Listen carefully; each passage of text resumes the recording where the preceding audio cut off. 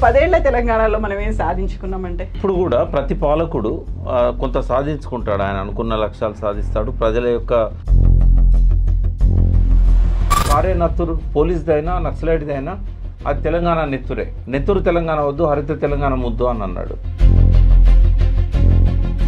So Chakrapani గారు, ఇప్పుడు కేసీఆర్ గారి ప్రభుత్వం వైపు నుంచి జరిగినటువంటి అభివృద్ధి సంక్షేమం గురించి ప్రకాష్ గారు చెప్తే ప్రజల వైపు నుంచి ఎలా చూసారు ఈ 10 ఏళ్లని? తెలంగాణకు సంబంధించినంత వరకు కూడా 10 ఏళ్లలోనే మొత్తం శల్య పరీక్ష చేసేసి ఏం జరగలేదు అనుకునేటువంటి పర్స్పెక్టివ్కి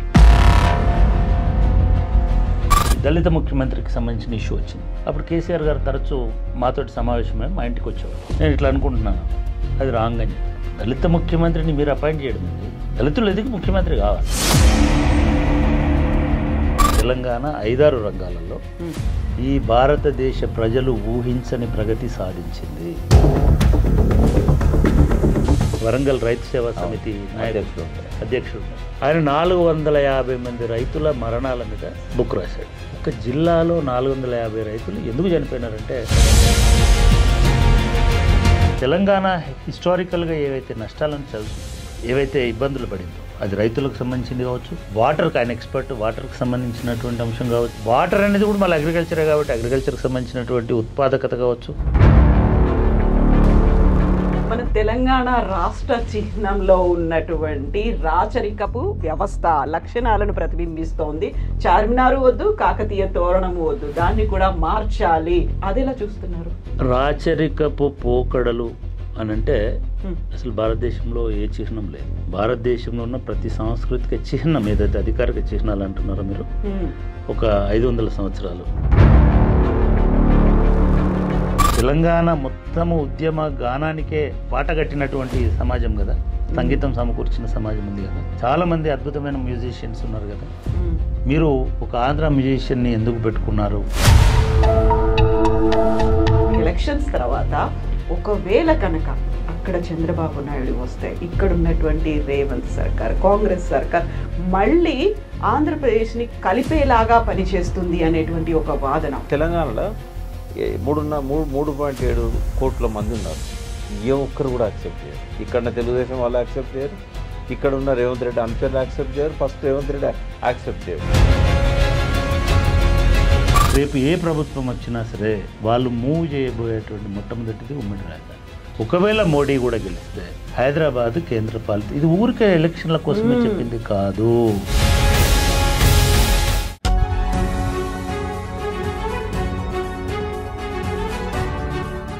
నమస్తే, నేను Kavitha. Welcome to I dream news.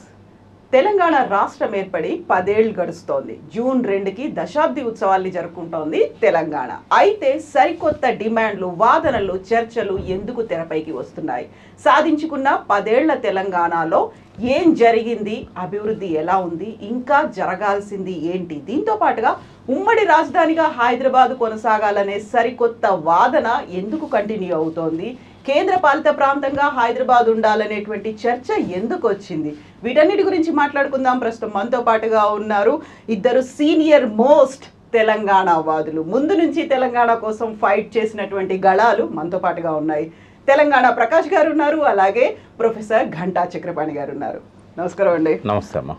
So ఎలా ఉన్నారు మీరు?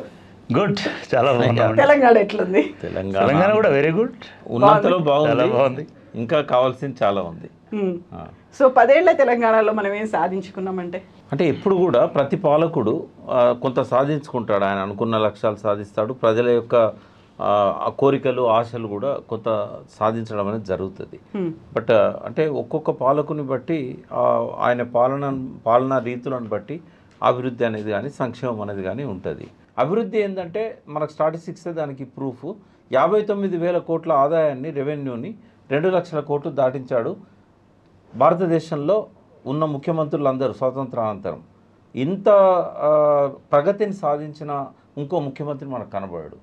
తర్వాత ఆకలికి అలమటించిపోయి వలసలే దిక్కు అనుకొని ఉన్న ఊరు వదిలిపెట్టి కన్న తల్లిని వదిలిపెట్టి పోయిన చాలామంది శవాలుగా తిరిగి వస్తున్న సమయంలో అవసరం లేదు అని చెప్పి 200 పెన్షన్ని 2,000కు పెంచిన కేసీఆర్ గారు ఆ విషయంలో కూడా ఇంకొకరు ఎవరు సాటి రానికి. ఈ 2 విషయాలలో నేను ఆయన అప్రిషియేట్ చేస్తాను. డెవలప్మెంట్ కూడా చాలా విషయాలలో అప్రిషియేట్ చేస్తాను. ఎలక్ట్రిసిటీ కావచ్చు, అంటే వాటర్ కావచ్చు, సాగునీరు కావచ్చు, ఇంటింటికి తాగునీరు కావచ్చు, నాకు ఏ రకమైన ఇది లేదు, అభ్యంతరం లేదు ఆయన ఆకాశానికి ఎత్తడానికి. నక్సలిజం విషయంలో ఆయన పట్టుదలతో ఉండే నెత్తురు తెలంగాణ మనకొద్దు, కారే నత్తురు పోలీస్దైనా నక్సలైట్దైనా అది తెలంగాణ నెత్తురే, నెత్తురు తెలంగాణ వద్దు, హరిత తెలంగాణ ముద్దు అని అన్నాడు. ఆ విషయంలో ఆయన సక్సెస్ అయ్యాడు. దానికి thanks to all naxalite groups. ఎందుకంటే వచ్చిన తెలంగాణను వెంటనే ఈ హింస ప్రతిహింసలతో బగ్గుమనేలా చేయొద్దని చెప్పి ఛత్తీస్గఢ్ అడవుల్లోకి రిట్రీట్ అయ్యి వాళ్ళని వాళ్ళు చంపుకుంటున్నారు. అక్కడ వాళ్ళ మరణాలకు వాళ్ళ త్యాగాలకు కూడా మనము నివాళులు అర్పించాల్సిన అవసరం ఉంది. వాళ్ళ సహకారంతోనే కేసీఆర్ గారు ఇక్కడ ఎన్కౌంటర్ లేని ఒక హరిత తెలంగాణ సృష్టించాడు. తెలంగాణ రావడంలో కూడా నేను ఫస్ట్ క్రెడిట్ పీపుల్స్ వారికి ఇస్తాను. ఏ తెలంగాణ ఉద్యమం నుంచి అయితే పీపుల్స్ వార్ అగ్రనాయకత్వం అనేది బయటకు వచ్చి ఆ దేశవ్యాప్తంగా 17 రాష్ట్రాలకు నక్సలిజం ఉద్యమాన్ని తీసుకుపోయారో, ఫైనల్గా ఆ పీపుల్స్ వారే తెలంగాణ ఉద్యమానికి బాటలు పరిచింది, తెలంగాణ భావజాల వ్యాప్తికి బాటలు పరిచింది, తెలంగాణ లీడర్స్ యొక్క దిశ దశ అనేది చూపెట్టగలిగింది మళ్ళీ అడవుల్లో నుంచి వచ్చిన అదే. గోదావరికి నడక నేర్పిన అడవులే గోదావరి నీరు సస్యశ్యామలం చేయడానికి పొలాలకు మలిపింది. వెనకాల ఉన్న వాళ్ళ పాత్ర అనేది మనం తక్కువ చేయడానికి లేదు ఇక్కడ. ఇది తెలంగాణ. సో చక్రపాణి గారు, ఇప్పుడు కేసీఆర్ గారి ప్రభుత్వం వైపు నుంచి జరిగినటువంటి అభివృద్ధి సంక్షేమం గురించి ప్రకాష్ గారు చెప్తే, ప్రజల వైపు నుంచి నిజంగా మనం పోరాడి సాధించుకుంది నీళ్లు, నిధులు, నియామకాలు, ఆ యాంగిల్ అనేది అది ఫుల్ఫిల్ అయిందా, సాటిస్ఫాక్షన్ లెవెల్ అనేది ఎలా ఉంది అనుకుంటే ప్రజల వైపు నుంచి ఎలా చూసారు ఈ 10 ఏళ్ళని? అంటే మనం ఈ విశ్లేషణలు ముఖ్యంగా వర్తమాన చరిత్రకు సంబంధించిన అంశాలను విశ్లేషించేటప్పుడు మార్కస్ అరెలియస్ అని ఒక రోమన్ చక్రవర్తి ఉండేవాడు. ఆయన ఒక మంచి మాట చెప్పాడు. ఆయన ఏమంటాడంటే, మనం వినేదంతా నిజం కాదు, అదొక అభిప్రాయం. ఇప్పుడు నేను చెప్పినా, ప్రకాష్ గారు చెప్పినా అది మా అభిప్రాయమే. That is not fact. Fact అంటే ఏంటిదనంటే అది చూసే దృక్పథాన్ని బట్టి ఉంటుంది. దాన్ని ఏమంటాడంటే ఆయన, మనం చూసేదంతా సత్యం కాదు, అదొక దృక్కోణం, అదొక దృక్పథం, మన పర్సెప్షన్. అంతే ఎగ్జాక్ట్ మన పర్స్పెక్టివ్. మన పర్స్పెక్టివ్ అంటే మనం ఎట్లా చూస్తున్నాం, ఏ సత్యాల ఆధారంగా నిజాన్ని నిర్ధారణ చేస్తున్నాం. ఫిలాసఫీలో ఏం చెప్తారనంటే, ఒక ఏనుగును తీసుకొచ్చి పెట్టి ఒక 4 అంధులను చీకటి గదిలోకి పంపించి సత్యాన్ని ఆవిష్కరించండి, మీరు చూసేది ఒక ఏనుగు అని చెప్తారు. తొండం పట్టుకున్న ఆయన, ఏనుగు అనేది ఒక ట్రంక్, అదొక దీనిలాగా ఉంటుంది అని చెప్తాడు. కాళ్ళను పట్టుకున్న ఆయన అదొక పిల్లర్, అదొక దీనిలాగా ఉంటుంది అని చెప్తాడు. తోకను పట్టుకున్న ఆయన ఏనుగు అనేది ఎలుకలాగా ఉంటుంది అని చెప్తాడు. లేకపోతే ఇంకొక ఆయన గోడలాగా ఉంటుంది. అంటే వాళ్ళు ఏదైతే పర్సీవ్ చేస్తున్నారో వాళ్ళ జ్ఞాన మార్గాల ద్వారా దాన్ని విశ్లేషించి చెప్తున్నారు. తెలంగాణకు సంబంధించి అయినా, భారతదేశానికి సంబంధించి అయినా ఒక ఉద్యమము ఆవిష్కరించిన ఆకాంక్షలు అనేక ఆకాంక్షలు ఉంటాయి. భారతదేశానికి స్వాతంత్రం వచ్చిన తర్వాత అప్పటికి 200 సంవత్సరాలు, 100 సంవత్సరాలు, 1857 నుంచి పోరాడిన లెక్క తీసుకున్నా కూడా అంత సుదీర్ఘకాలం పోరాడిన భారతదేశం యొక్క స్వప్నం 15 సంవత్సరాలు, 10 సంవత్సరాలు విఫలమైపోయింది. ఇవి అనేక ఉద్యమాలు, విప్లవాలు నార్త్ ఈస్ట్ నుంచి మొదలుపెట్టి, కాశ్మీర్ నుంచి మొదలుపెట్టి, పంజాబ్ నుంచి మొదలుపెట్టి, అసలు ఈ దేశంలో ఉన్న ద్రవిడనాడు నుంచి మొదలుపెట్టి చాలా చాలా రకాలైనటువంటి జరిగినాయి. ఎందుకు జరిగినాయి? తర్వాత 70లకు వచ్చేసరికి నక్సల్బరీ తిరుగుబాటు చేసింది. వారు చెప్పినారు నక్సల్బరీ అంటే ఈ ప్రజలు అనేక మంది ఈ స్వాతంత్రం వల్ల తమకేదో జరుగుతుంది అని అనుకున్నారు, కానీ అవి జరగకపోయేసరికి దాని మీదనే తిరుగుబాటు చేసేటువంటి ఒక తత్వాన్ని, ఒక ఆలోచనని, ఒక మార్గాన్ని ఎన్నుకున్నారు. అవి ప్రజా ఉద్యమాల ద్వారా గత 75 సంవత్సరాల నుంచి ప్రతిఫలిస్తూనే ఉన్నాయి. అయినా సరే స్వాతంత్రం అవసరం లేదు భారతదేశానికి అనుకుంటామా? లేదా ఈ భారత స్వాతంత్రం అనేది నక్సలైట్ల అభిప్రాయంలో, లేకపోతే కమ్యూనిస్ట్ పార్టీల అభిప్రాయంలో, అంటే ఈ స్వాతంత్రం అనేది తగిన ఫలాలను ఇవ్వలేదు, ఆశించిన ఫలితాన్ని ఇవ్వలేదు. కానీ స్వాతంత్రం ఇట్ సెల్ఫ్ ఇస్ ఎ ఫలితం కదా. తెలంగాణకు సంబంధించినంతవరకు కూడా 10 ఏళ్లలోనే మొత్తం శల్య పరీక్ష చేసేసి ఏం జరగలేదు అనుకునేటువంటి పర్స్పెక్టివ్కి, అటువంటి దృక్పథానికి నేను వ్యతిరేకం. ఎందుకంటే నేను డే 1 నుంచి సెక్రటేరియట్లో ఏం జరుగుతుంది, తెలంగాణ ప్రభుత్వంలో ఏం జరుగుతుందో ఒక అకాడమిషియన్ కూడా గమనిస్తూ వచ్చినటువంటి వాడిని. అంటే ఒక ఖాళీ చేసి వెళ్ళిపోయినటువంటి పాడుబడ్డ ఇండ్లు ఎట్లా ఉండేదో సెక్రటేరియట్, నేను భౌతిక స్వరూపం చెప్పట్లా, పరిపాలన వ్యవస్థ అట్లుండేది. దొంగలు పడి అక్కడక్కడ ఒక మొక్కను బీకేసిపోతే పొలం ఎట్లుంటుందో అట్లుండేది. ఎందుకంటే కొన్ని డిపార్ట్మెంట్లకు ప్రిన్సిపల్ సెక్రటరీ ఉంటాడు, సెక్రటరీ ఉండడు, అడిషనల్ సెక్రటరీ ఉండడు, ఎవడు ఉండడు. ఇంకా కొన్ని డిపార్ట్మెంట్లకి కింద వాళ్ళు అందరూ ఉంటారు, పైన వాళ్ళు ఉంటారు. అంటే ఒక అస్తవ్యస్తమైనటువంటి పద్ధతిలో విభజన అనేది జరిగింది. అది వాస్తవం. రాజకీయ పక్షాలను మేధావులను భాగస్వాములను చేసి ఇగో మీ వ్యవస్థ ఇది, మీ వ్యవస్థ ఇది అని ఒక వ్యవస్థీకృతమైనటువంటి పద్ధతిలో విభజన జరగాల. ఆఫీసర్లందరినీ అలాట్ చేసినారు. అంటే ఒక ఎలక్ట్రిసిటీ జంకోలో స్విచ్ చేయబోతున్నటువంటి ఆఫీసర్కి స్విచ్ చేసినాక నువ్వు ఆంధ్రాకి అని తెలిసిన తర్వాత ఆయన సర్దుకున్నట్టు వెళ్ళిపోయినాడు. ఆ స్విచ్ అట్లనే ఉంది. అంటే ఇంకొక స్విచ్ చేసేటాన్ని వెతికి మళ్ళీ దాన్ని బంద్ చేయించడము అంటే అంత అఫెజర్డ్గా జరిగినటువంటిది. నిజంగానైతే మామూలుగా అయితే మనం ఇల్లు మారిన తర్వాత మనం మామూలుగా చెప్పుకున్నా కూడా మీరు ఒక 2 బెడ్రూమ్ ఇల్లు ఖాళీ చేసి ఒక 3 బెడ్రూమ్ ఇంటికి పెట్టారు, లేదా 3 బెడ్రూమ్ ఇల్లు ఖాళీ చేసి 2 బెడ్రూమ్ ఇంటికి పెట్టారు. మీ సామాను సర్దుకోవడానికి 2 నెలలు పడుతుంది. ఏది ఎక్కడ పెట్టాలి, ఏది ఎటు పెట్టాలి, ఫోటో ఎక్కడ పెట్టాలి, దీపంలో ఏం పెట్టాలి, ఇంకోటి పుస్తకాలు ఎక్కడ పెట్టుకోవాలి, ఇదంతా. ఎందుకంటే పెద్ద 3 బెడ్రూమ్ల నుంచి చిన్న 2 బెడ్రూమ్లకు వచ్చినారు కాబట్టి సర్దుకోవడానికి కావాల్సినటువంటి ఏర్పాట్లన్నీ చేసుకుంటారు. ఇది ఒకటే కాదు, మీ పని మనిషిని ఎవరిని వెతుక్కోవాలి, మీకు ఇంకోళ్ళు ఎవరు కావాలి, మీకు డ్రైవర్ ఆ ఏరియాలో ఎవరు ఉండాలి, మీకు ఇక్కడ ఇదంతా ఒక 2-3 నెలలు అవుతుంది తప్ప మీరు స్థిరపడరు. కరెక్ట్గా తెలంగాణ ఒక పెద్ద రాష్ట్రము అటువంటి వాతావరణంలో విడిపోయిన తర్వాత ఇదే కేసీఆర్ గారు ఆయన కూర్చొని మీరు అనుకుంటారు కేసీఆర్ ఎన్నడూ సెక్రటేరియట్ పోలేదని, పొరపాటు. ఫస్ట్ 5 సంవత్సరాల సెక్రటరీ మీరు కూడా వచ్చి రిపోర్ట్ చేసిన సందర్భాలు ఉన్నాయి. అక్కడ ఆయన కూర్చోబెట్టుకొని ఈ డిపార్ట్మెంట్ ఏంటిది, ఆ డిపార్ట్మెంట్ ఏంటిది, ఆబ్కారీ అంటే ఏంటిది, రెవెన్యూ అంటే ఏంటిది, ఇంకొకటి ఏంటిది, అసలు ఆబ్కారీ రెవెన్యూ అవుతుందా, ఓన్లీ ల్యాండ్ రెవెన్యూ అవుతుంది, ఇట్లాంటిదంతా ఎక్సర్సైజులు అనేవి ఒక 6 నెలల పాటు జరిగినాయి. అది భూమి లెక్క జరిగింది, ప్రజల లెక్క జరిగింది, వనరుల లెక్క జరిగింది, ఇన్కమ్ లెక్క జరిగింది, డిస్ట్రిబ్యూషన్ లెక్క జరిగింది, ఎలక్ట్రిసిటీ లెక్క జరిగింది, ఖర్చుల లెక్క కూడా జరిగింది. స్టార్టింగ్ ఫ్రమ్ స్క్రాచ్ అంటారు. స్టార్టింగ్ ఫ్రమ్ స్క్రాచ్ జరగడానికి ఆయన ఒక 6 నెలలు 1 ఇయర్లో దాన్ని మొత్తం సెటిల్ చేసినారు. మొత్తం సెటిల్ అంటే మనం అనుకుంటాం ఫస్ట్ 5 నెలలు ఏం చేసినాడు, 5 నెలలు ఏం చేసినాడు అంటే ఏదైనా స్విచ్ చేస్తే వెళ్ళగే పరిస్థితి కాదు. అంటే అక్కడ విమర్శలు కూడా ఉన్నాయి. ఆ టైంలో మహిళా మంత్రి ఎవరు లేరు, ఇట్లాంటివన్నీ బోల్డ్. ఒకటండి, ఈ విమర్శలన్నింటినీ నిజంగానే అది విమర్శించే అధికారం ఉంటుంది ప్రజలకు, సమాధానం చెప్పుకోవాల్సిన బాధ్యత కూడా వాళ్ళకు ఉంటుంది. ఇవాళ అట్లా అనుకుంటే అంటే ఏ దీనిలోనైనా సరే మొత్తం భారతీయ పార్లమెంట్లో ఒక్క ముస్లిం ఎంపీ కూడా లేడు, ఒక ప్రధాన రాజకీయ పార్టీ నుంచి. ఒక భారతీయ పార్లమెంట్లో మంత్రివర్గంలో భారతదేశానికి రిప్రజెంట్ చేసే మంత్రివర్గంలో పాకిస్తాన్లోనైనా సరే మొన్న ఒక అమ్మాయి హిందూ అమ్మాయి రాగలిగింది, కానీ ఒక భారతీయ ముస్లిం ఈ దేశంలో మంత్రి కాలేకపోతున్నాడు. 10 సంవత్సరాల నుంచి చూస్తున్నాం. సరే, ఇదేమో ఒక ఐడియాలజీ, కొన్నిసార్లు ఒక అవసరం, కొన్నిసార్లు ఒక విస్మరణ. తప్పకుండా ఆయన అటువంటి తప్పు చేసి ఉండొచ్చు, దానికి విమర్శించకూడదని ఎవరు అన్నారు. నేనేమంటున్నానంటే ఈ ప్లానింగ్ ఎవరు ముఖ్యమంత్రి అయినా దీనికి ఒక సుదీర్ఘమైనటువంటి కాలం పట్టింది. నిజానికి ఈ కాంటెక్స్ట్లో ఒకటి గుర్తుపెట్టుకోవాలా, ఈ దళిత ముఖ్యమంత్రికి సంబంధించిన ఇష్యూ వచ్చింది. అప్పుడు కేసీఆర్ గారు తరచూ మాతోటి సమావేశమై మా ఇంటికి వచ్చేవాడు.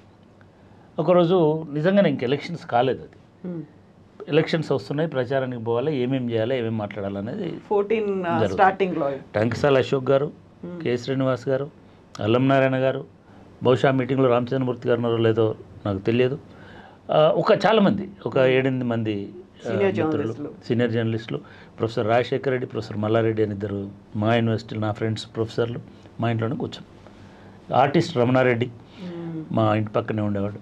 వీళ్ళందరూ కూర్చున్నాం. నేను ఇట్లా అనుకుంటున్నాను అన్నాడు. అది రాంగ్ అని చెప్పినాం. దళిత ముఖ్యమంత్రిని మీరు అపాయింట్ చేయడం ఏంది? దళితులు ఎదిగి ముఖ్యమంత్రి కావాలా? లేదా దళిత లీడర్స్ ఎవరైనా ఉంటే వాళ్ళని మీ పార్టీ ఎన్నుకోవాలా?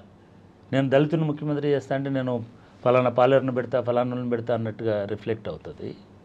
స్వయం ప్రతిపత్తితోటి వాళ్ళుగా వాళ్ళు ఎదిగేటువంటి వాతావరణం మీరు కల్పించండి, అంతేగాని మీరు నామినేట్ చేయడానికి ఉండదు ముఖ్యమంత్రిని.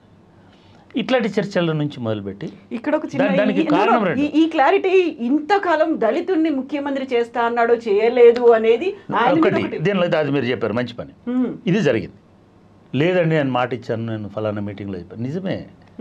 కానీ ఇవాళ ఏ దళితుడిని ముఖ్యమంత్రి చేస్తారు? తెలంగాణ ఉద్యమంలో ఉండి ఉద్యమకారులుగా వచ్చినటువంటి వాళ్ళు, ఆ ఉద్యమ ప్రేమతో ఉన్నటువంటి వాళ్ళు ముఖ్యమంత్రులు అయితే ఎవరికి అభ్యంతరం లేదు. దళితుడైనా, బీసీ అయినా, ఇంకొకరైనా. అప్పటికి ఇంకా ఎలక్షన్లు కాలేదు కాబట్టి మీరు ఈ నినాదం తీసుకొస్తే మీ పార్టీలో ఎంతమంది దళితులు ముఖ్యమంత్రి కాగలిగేటువంటి స్థాయిలో ఉన్నారు? ముఖ్యమంత్రి తెలంగాణ రాష్ట్రానికి తొలి ముఖ్యమంత్రి అంటే కేవలం మీ మంత్రివర్గాన్ని నడిపించడం కాదు, ఈ రాష్ట్ర పునర్నిర్మాణానికి సంబంధించిన లీడర్ అయి ఉండాలి. నంబర్ 1. నంబర్ 2, అప్పటికి చాలా అనుమానాలు ఉండే, ఇప్పుడు కూడా చాలామంది ట్విట్టర్లో ఇప్పుడు అనుమానాలు మళ్ళీ వ్యక్తం చేస్తున్నారు. ఈ ఆంధ్ర ఆధిపత్య శక్తులను ఎదుర్కొనేటువంటి సత్తువ శక్తి ఉన్నవాడై ఉండాలి. ఎందుకంటే అప్పుడు ఆయన పేరు కాంగ్రెస్ పార్టీలో రాజశేఖర రెడ్డి నీడలాగా ఉండేటువంటి ఒక ఆయన ఉండేవాడు, కేవీపీ రామచంద్రరావు తెలంగాణ అఫైర్స్ని ఈవెన్ కిరణ్ కుమార్ రెడ్డి మంత్రివర్గంలో కూడా ఆయననే చేసుకుంటూ వచ్చాడు. ఈవెన్ సోనియా గాంధీని కూడా ఆయననే చేసుకుంటూ వచ్చాడు. ఆంధ్ర ఎంపీలను కూడా ఆయననే ఆర్గనైజ్ చేసుకుంటూ వచ్చాడు. చివరికి తెలంగాణలో కాంగ్రెస్ పార్టీ నుంచి పోటీ చేస్తున్నటువంటి వాళ్ళకు కూడా ఆయననే ఆర్థిక అండదండలు అందించినాడు అనేటువంటి బలమైన సాక్ష్యాధారాలు అప్పుడు తెలంగాణ ఉద్యమకారులో ఉన్నాయి. మీరు కనుక ఇటువంటిది చేస్తే ఇమ్మీడియట్గా ఆ శక్తులు మళ్ళీ ప్రవేశిస్తాయి తెలంగాణలోకి. ఎప్పుడైనా సరే అది మంచి అయినా చెడైనా ఇది ఎస్టాబ్లిష్ అయ్యేంత వరకు తెలంగాణ ఉద్యమ నాయకత్వమే ఉండాలి అని చెప్పినటువంటి మేధావి వర్గం ఆ సందర్భంలో, అందులో నేను కూడా ఉన్న, మా ఇంట్లోనే అటువంటి చర్చ జరిగింది. సో ఆయన మీద వస్తున్నటువంటి కామెంట్లు, వివాదాలు, రెండు కారణాలు. రెండవది అంటే తెలంగాణ అస్తిత్వాన్ని కాపాడాలి, తెలంగాణ భవిష్యత్తును కాపాడాలి, తెలంగాణ పునర్నిర్మాణ ప్రణాళికకు సంబంధించినటువంటి ఒక విజనరీ లీడర్షిప్ ఎమర్జీ కావాలి దళితుల నుంచి. అటువంటి సందర్భంలో చేయడానికి లేదు. సరే, ఇష్యూ మనకి ఇదే కాదు. ఈ 10 సంవత్సరాల్లో తెలంగాణ ఏమి సాధించింది? వ్యక్తులు తప్పులు చేస్తే, అసలు తప్పు చేయకపోతే వ్యక్తి కాదు. సింహం తప్పు చేయదు, పులి తప్పు చేయదు. చివరికి మొన్న ఇక్కడ చదివిన తోడేలు కూడా అసలే తప్పు చేయదు. తోడేలు ఈవెన్ ఇంకొక ఆడతోడేలతో సహజీవనం చేసే విషయంలో కూడా లైఫ్ అంతా ఒకటే ఆడతోడేలతో లాయల్గా ఉంటుంది తప్ప ఇంకొక ఆడతోడేలతో, అంటే ఒక పశువు, ఒక జంతువు, ఒక క్రూర మృగము, ఒక జిత్తులమారి, ఒక ఇంకా చాలా హీనమైన ఇది అనుకునే నక్కలు, తోడేళ్ళు, కుక్కలు కూడా తప్పులు చేయవు. కానీ మనిషి తప్పు చేస్తాడు. తప్పు అనేక కారణాల వల్ల జరుగుతుంది, అనేక అంశాలని చూస్తూ ఉండడం వల్ల జరుగుతుంది. నువ్వేది చూడకపోతే తప్పు చేయవు. నీ మైండ్ అనేటిది ఎదురుగా కనబడుతున్నటువంటి అంశాలకు అనుగుణంగా స్పందించడం వల్ల మీ ప్రవర్తన అనేది బయటకు వస్తుంది. మీరు ఏమి చూడలేదనుకోండి, అవతలివాడి మనది ఏదో సినిమాలో బ్రహ్మానందం గారు దేవుడిని ఒక వరం కోరు, ఎదుటి వాళ్ళు ఏమనుకుంటున్నారు, ఏం వరమయ్య అంటే ఎదుటి వాళ్ళు ఏమనుకుంటున్నారో నాకు ముందే అది ఆ వరం ఇచ్చేసి వెళ్ళిపోతాడు దేవుడు. ఆ క్షణం నుంచి నరకం స్టార్ట్ అవుతుంది. వచ్చి కూర్చోగానే ఎదుటి వాళ్ళు ఏమనుకుంటారో వీళ్ళకి తెలిసిపోతుంది. తెలిసేసరికి ఇన్ని ప్రవర్తన మారిపోతుంది. ఆయన ఏమనుకుంటున్నాడో ఆయనకు తెలుస్తుంది. అంటే ఒక రోజు కూడా వాడు బతకలేడు, ఉండలేడు. ఎందుకంటే సహజమైన ప్రవర్తన బయటికి రావడానికి నువ్వు అవకాశం ఇవ్వట్లేదు. నువ్వు ముందే తెలిసిపోతుంది నాకు. ఎందుకంటున్నానంటే మీరు ఏమనుకుంటున్నారో నాకు ముందే తెలియకపోతే మీరు అనేంత వరకు నా దృష్టిలో మీరు మంచి వాళ్ళే. మీరు అనరు, ఎందుకంటే కొన్ని సామాజిక పద్ధతులు ఉంటాయి, కట్టుబాట్లు ఉంటాయి, సమాజం ఆమోదించే ఇది ఉంటుంది, సంభాషణ ఉంటుంది, ఏమనుకుంటారు అనేటువంటిది ఉంటుంది. ఇది ప్రభుత్వం వినకూడదు. ప్రజలు ఏమనుకుంటున్నారో తెలుసుకోకూడదు, ఏమన్నారో వినగలగాలి. నువ్వు ఏమనుకుంటున్నారో తెలుసుకుంటే ఏమంటున్నారో వినలేవు. ఇది అటువంటి అంశాల జోలికి పోకుండా కనుక చూసినట్టయితే తెలంగాణ ఒక 5-6 రంగాలలో ఈ భారతదేశ ప్రజలు ఊహించని ప్రగతి సాధించింది. ముందటిది నంబర్ 1 అస్తిత్వ నిర్మాణం. ఒక 15 ఏళ్ల కింద మేము ఢిల్లీకి పోతే, 20 ఏళ్ల కింద అసలు దక్షిణ భారతదేశం అంతా ఒక జంబూ ద్వీపంలాగా, మద్రాసి అనేటువంటి ఒక తెలుగు అనే అసలు భాష ఉందని కూడా తెలియదు. అంటే వాళ్ళ దృష్టిలో ఇది ఒక జాతి, ఇది ఒక భాష తెలియదు. అటువంటిది తెలంగాణ అనే ఒక జాతి ఉంది. తెలంగాణ అనే ఒక జాతి 20 సంవత్సరాల పాటు ఈ రాష్ట్రం కోసం 10 ఏళ్ల పాటు ప్రయత్నం చేసింది, పోరాడింది. ఈ మొత్తం ప్రాసెస్లో జయశంకర్ గారు కావచ్చు, ప్రకాష్ గారు కావచ్చు, లేకపోతే ఇంకోరు కావచ్చు, వీళ్ళందరూ కేసీఆర్ గారితో, కోదండరామ్ గారు కావచ్చు ఉండడం వలన అనేక అంశాలని కేసీఆర్ గారు, అంటే ఆయన వ్యూహం కూడా ఈ దేశంలో ఉన్న అన్ని రాజకీయ పార్టీలను సెన్సిటైజ్ చేసేటువంటి పని పెట్టుకున్నాడు. ఈ రాష్ట్రంలో ఉన్నటువంటి అన్ని రాజకీయ పార్టీలు ఏదో ఒక రూపంలో ఆయనతో పొత్తు పెట్టుకునేటట్టు చేసినాడు, కూటమి కట్టేటట్టు చేసినాడు. చివరికి అన్ని పార్టీలు ఆమోదించేటట్టుగా ఆ ప్రణాళిక దానికి 10 ఏళ్ళు పట్టినాయి, 5 ఏళ్ళు పట్టినాయి, 7 ఏళ్ళు పట్టినాయి. అదొక విజయం. దాంతోపాటు తెలంగాణ వచ్చిన తర్వాత తెలంగాణ అనే రాష్ట్రాన్ని గుర్తించిన పద్ధతి మీరు ఒకసారి పార్లమెంట్ రికార్డ్స్లో చూడండి. వరి ధాన్యానికి సంబంధించి కొనుగోలుకు సంబంధించి చర్చ వచ్చింది.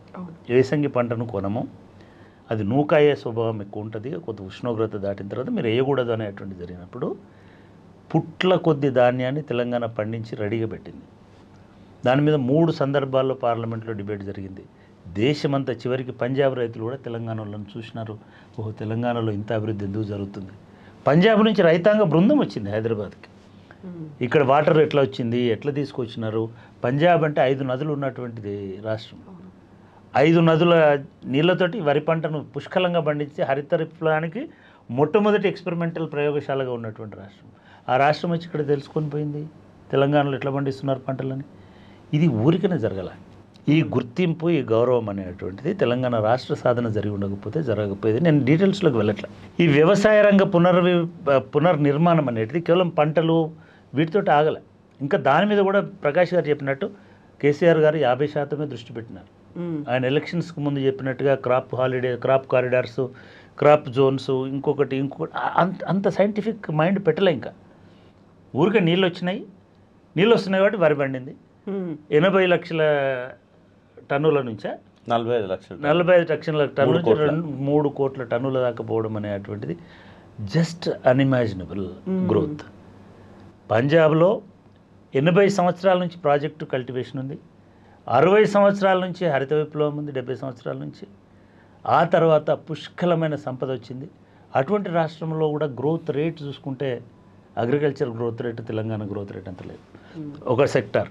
ఇక దానిలో డీటెయిల్స్లోకి నేను ఎందుకంటే దీన్ని ఇట్లా డెవలప్ చేయడం కోసము దేశంలో ఎక్కడా లేని స్థాయిలో 2100 అగ్రికల్చర్ ఎక్స్టెన్షన్ ఆఫీసర్స్ని ప్రతి 4,000 ఎకరాలకు ఒక 5,000 ఎకరాలకు 4,000 ఎకరాలకు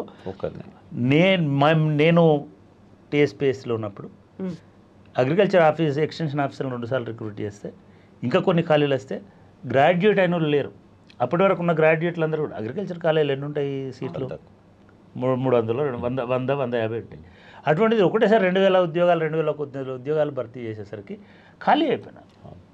కొన్ని జోన్లో దొరకలే. సో ఇది ఒక అంటే ఎక్స్టెన్షన్ ఆఫీసర్స్ పెట్టి ఒక సైంటిఫిక్ దీనిలో చేసుకొని ఆ ప్రయత్నం చేసిన. రెండోది పరిశ్రమలలో టీఎస్ ఐపాస్ అనేటువంటిది ఆ రోజు మేము కూడా ఉన్నాము ఆ హాల్లో. ఒక విధానాన్ని, ఏ విధానము అది బాగుందా బాగాలేదా, ఇప్పుడు కొత్త గవర్నమెంట్ మార్చవచ్చు.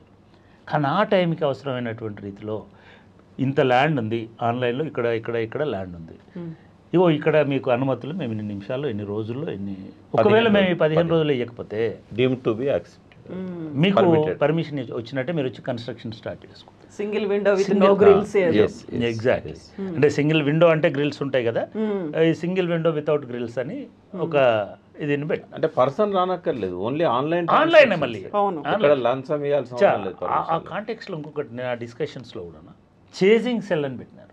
బహుశా ఇప్పుడున్న శాంతకుమార్ గారే మొదటి చేజింగ్ సెల్కి ఇన్ఛార్జ్గా ఉన్నారు. చేజింగ్ సెల్ అంటే మీరు ఆన్లైన్లో ఒకసారి మనకి ఇప్పుడు ఆర్టిఫిషియల్ ఇంటెలిజెన్స్లో మీరు ఒకసారి అమెజాన్లో ఏదో నాకు టూత్పేస్ట్ కావాలని పెట్టినారు అనుకోండి, మళ్ళీ నెక్స్ట్ డే టూత్పేస్ట్ అనే వచ్చేస్తుంటుంది. అంటే వాళ్ళు చేజ్ చేస్తుంటారు మన ఇంట్రెస్ట్ని చేజ్ చేస్తుంటారు. అటువంటి సెల్ని ఇండియాలో ఒక ఇండస్ట్రియల్ ఇంట్రెస్ట్ ఉన్న వాళ్ళకి ఫైన్, ఆ సెక్టార్లో ఎంత గ్రోత్ వచ్చింది, మ్యానుఫ్యాక్చరింగ్ ఎట్లా డెవలప్ అయింది, ఎంత ఎంప్లాయ్మెంట్ వచ్చింది, ఎన్ని ఇండస్ట్రీలు వచ్చినాయి, మహీంద్రా ట్రాక్టర్స్ వచ్చినాయా లేదా హెలికాప్టర్స్ని సంబంధించిన బాడీస్ తయారవుతున్న అపాచీ వచ్చిందా, ఇదంతా కొంచెం డీటెయిల్డ్గా లోతుగా వెళితే మీకు ఒక్కొక్క అంశమే ఒక్కొక్క ఎపిసోడ్ అవుతుంది. నేను ఈ రెండే చెప్తున్నా, ఇండస్ట్రీ, అగ్రికల్చర్. నేను మెడికల్ కాలేజీలు, అగ్రికల్చర్ కాలేజీలు, మిగతా ఇదంతా వేరే సెక్టార్. ఇవి కాకుండా మీరు ఒక మాట చెప్పినారు, జీవన ప్రమాణాలు ఫలానా వాళ్ళే పెరిగినాయి.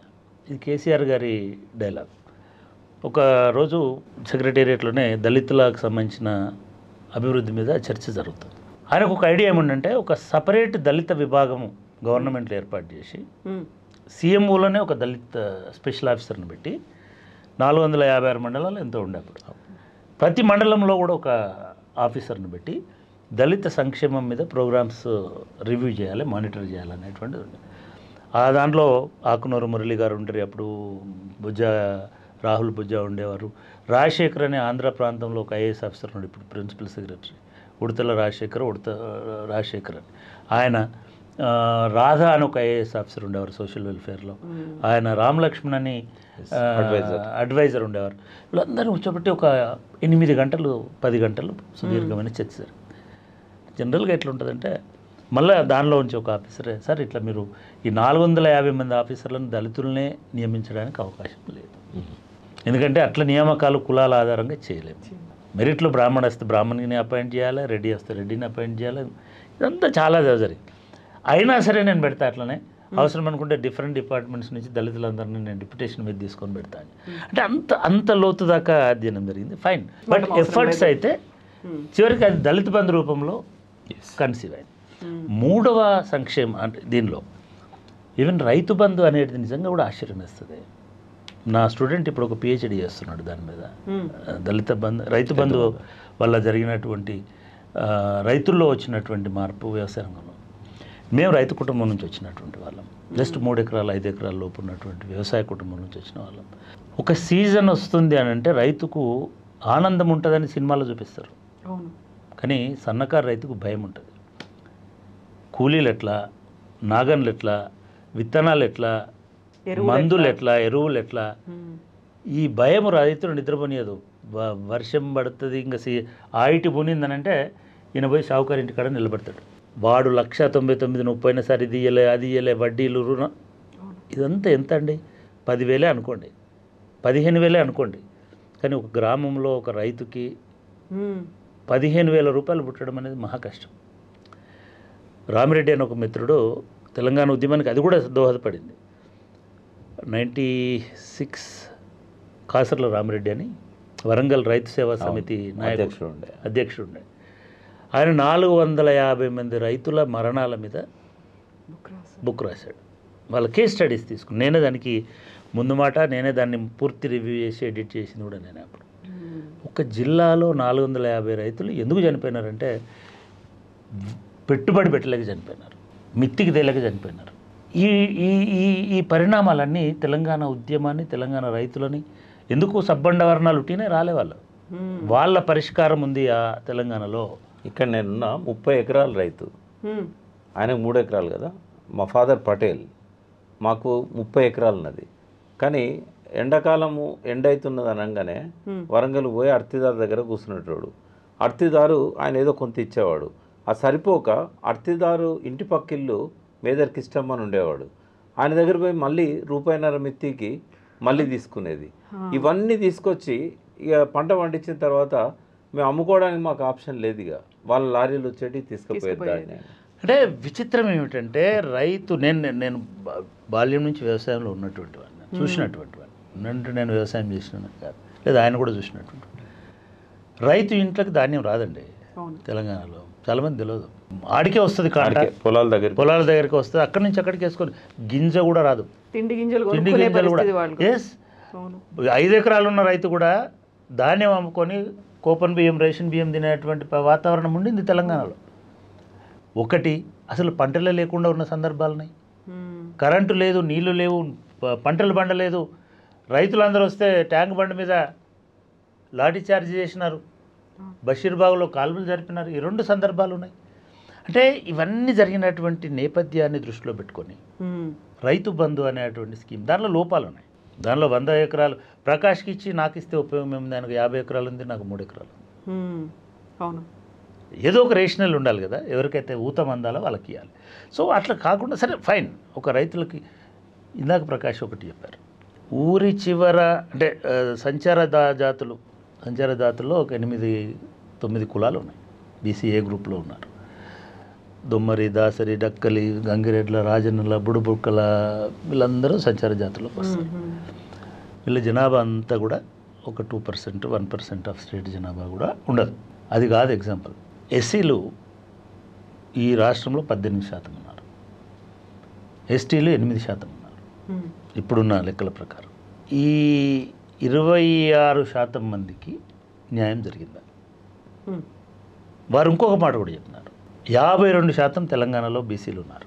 ఈ 52 మనం ఆంధ్ర గురించి మాట్లాడుకునేటప్పుడు జగన్ ఫ్రేమ్వర్క్ని చెప్తుంటాను నేను.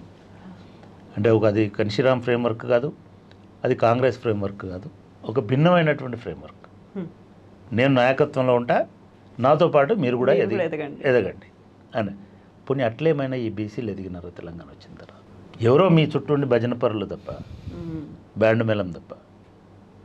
మీరు ఈక్వల్ జస్టిస్ ఇచ్చినారా? మీరు ఇందాక ఒక మాట అన్నారు, ఉమెన్ ఎందుకు ఇవ్వకూడదు? ఉమెన్కి 4 సీట్లు, 4 మంత్రులు ఉమెన్ పెట్టుకుంటే 4 మంత్రులు మీరు ఉమెన్ పెట్టుకోవాలనుకుంటే 40 సీట్లు ఉమెన్కి ఇవ్వాలి. బీసీలనా, ఎస్సీలనా, ఎస్టీలనా, ఓసీలనా? తప్పకుండా ఇవ్వండి.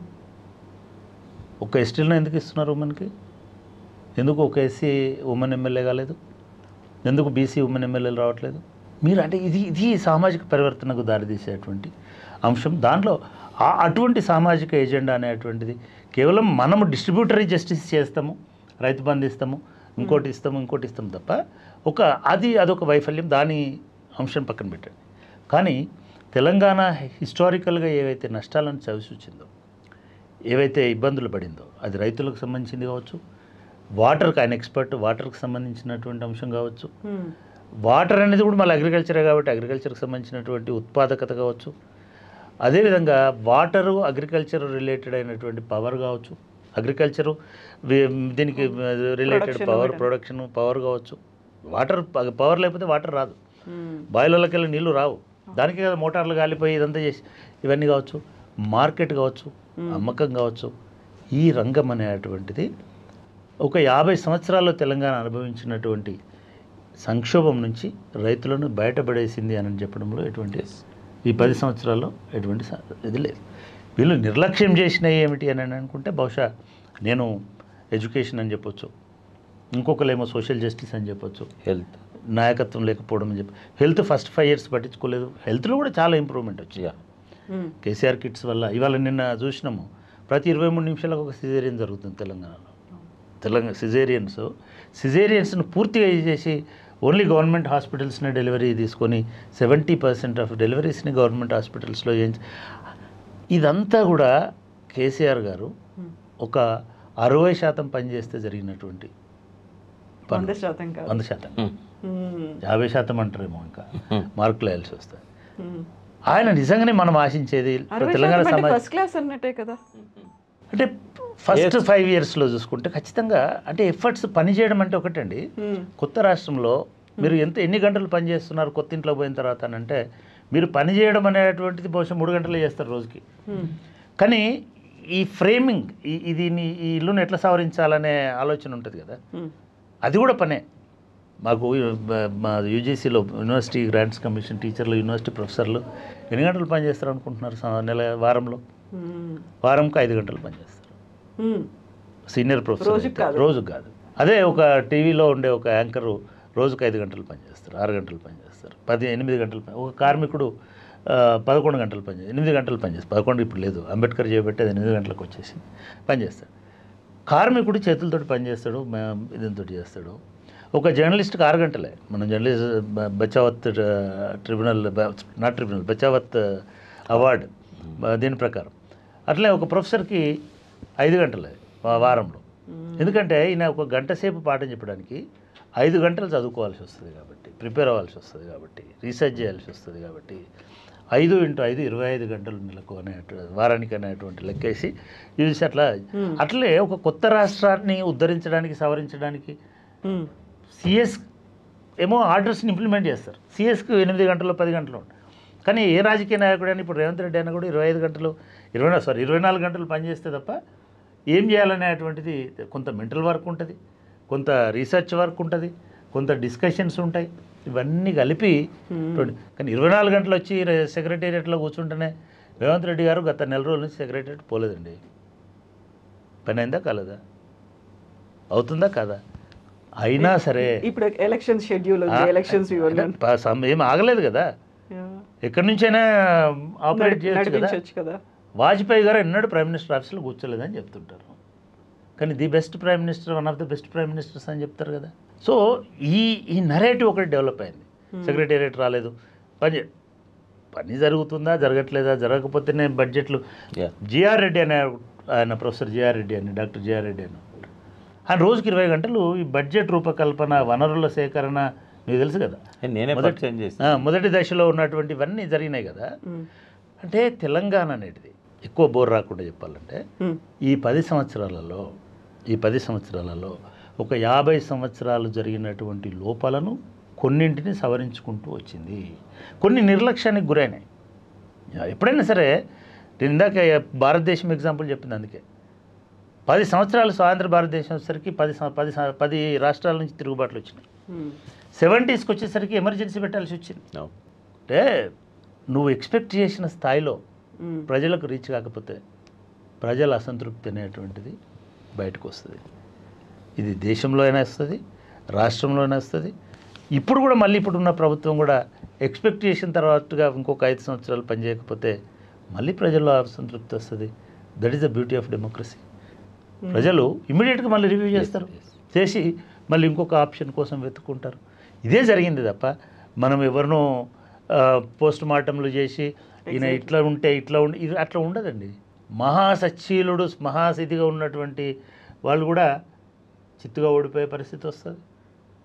ఇప్పుడు మనం ఆంధ్రప్రదేశ్లో చూస్తున్నాం, ఎలక్షన్లు ఎట్లా జరుగుతున్నాయి, ఎట్లా జరిగినాయి, రేపు ఎవరు వస్తారు అంటే. కాబట్టి ఈ ఎలక్షన్ సైకిల్లో ఇది కామన్గా జరిగేటువంటిది.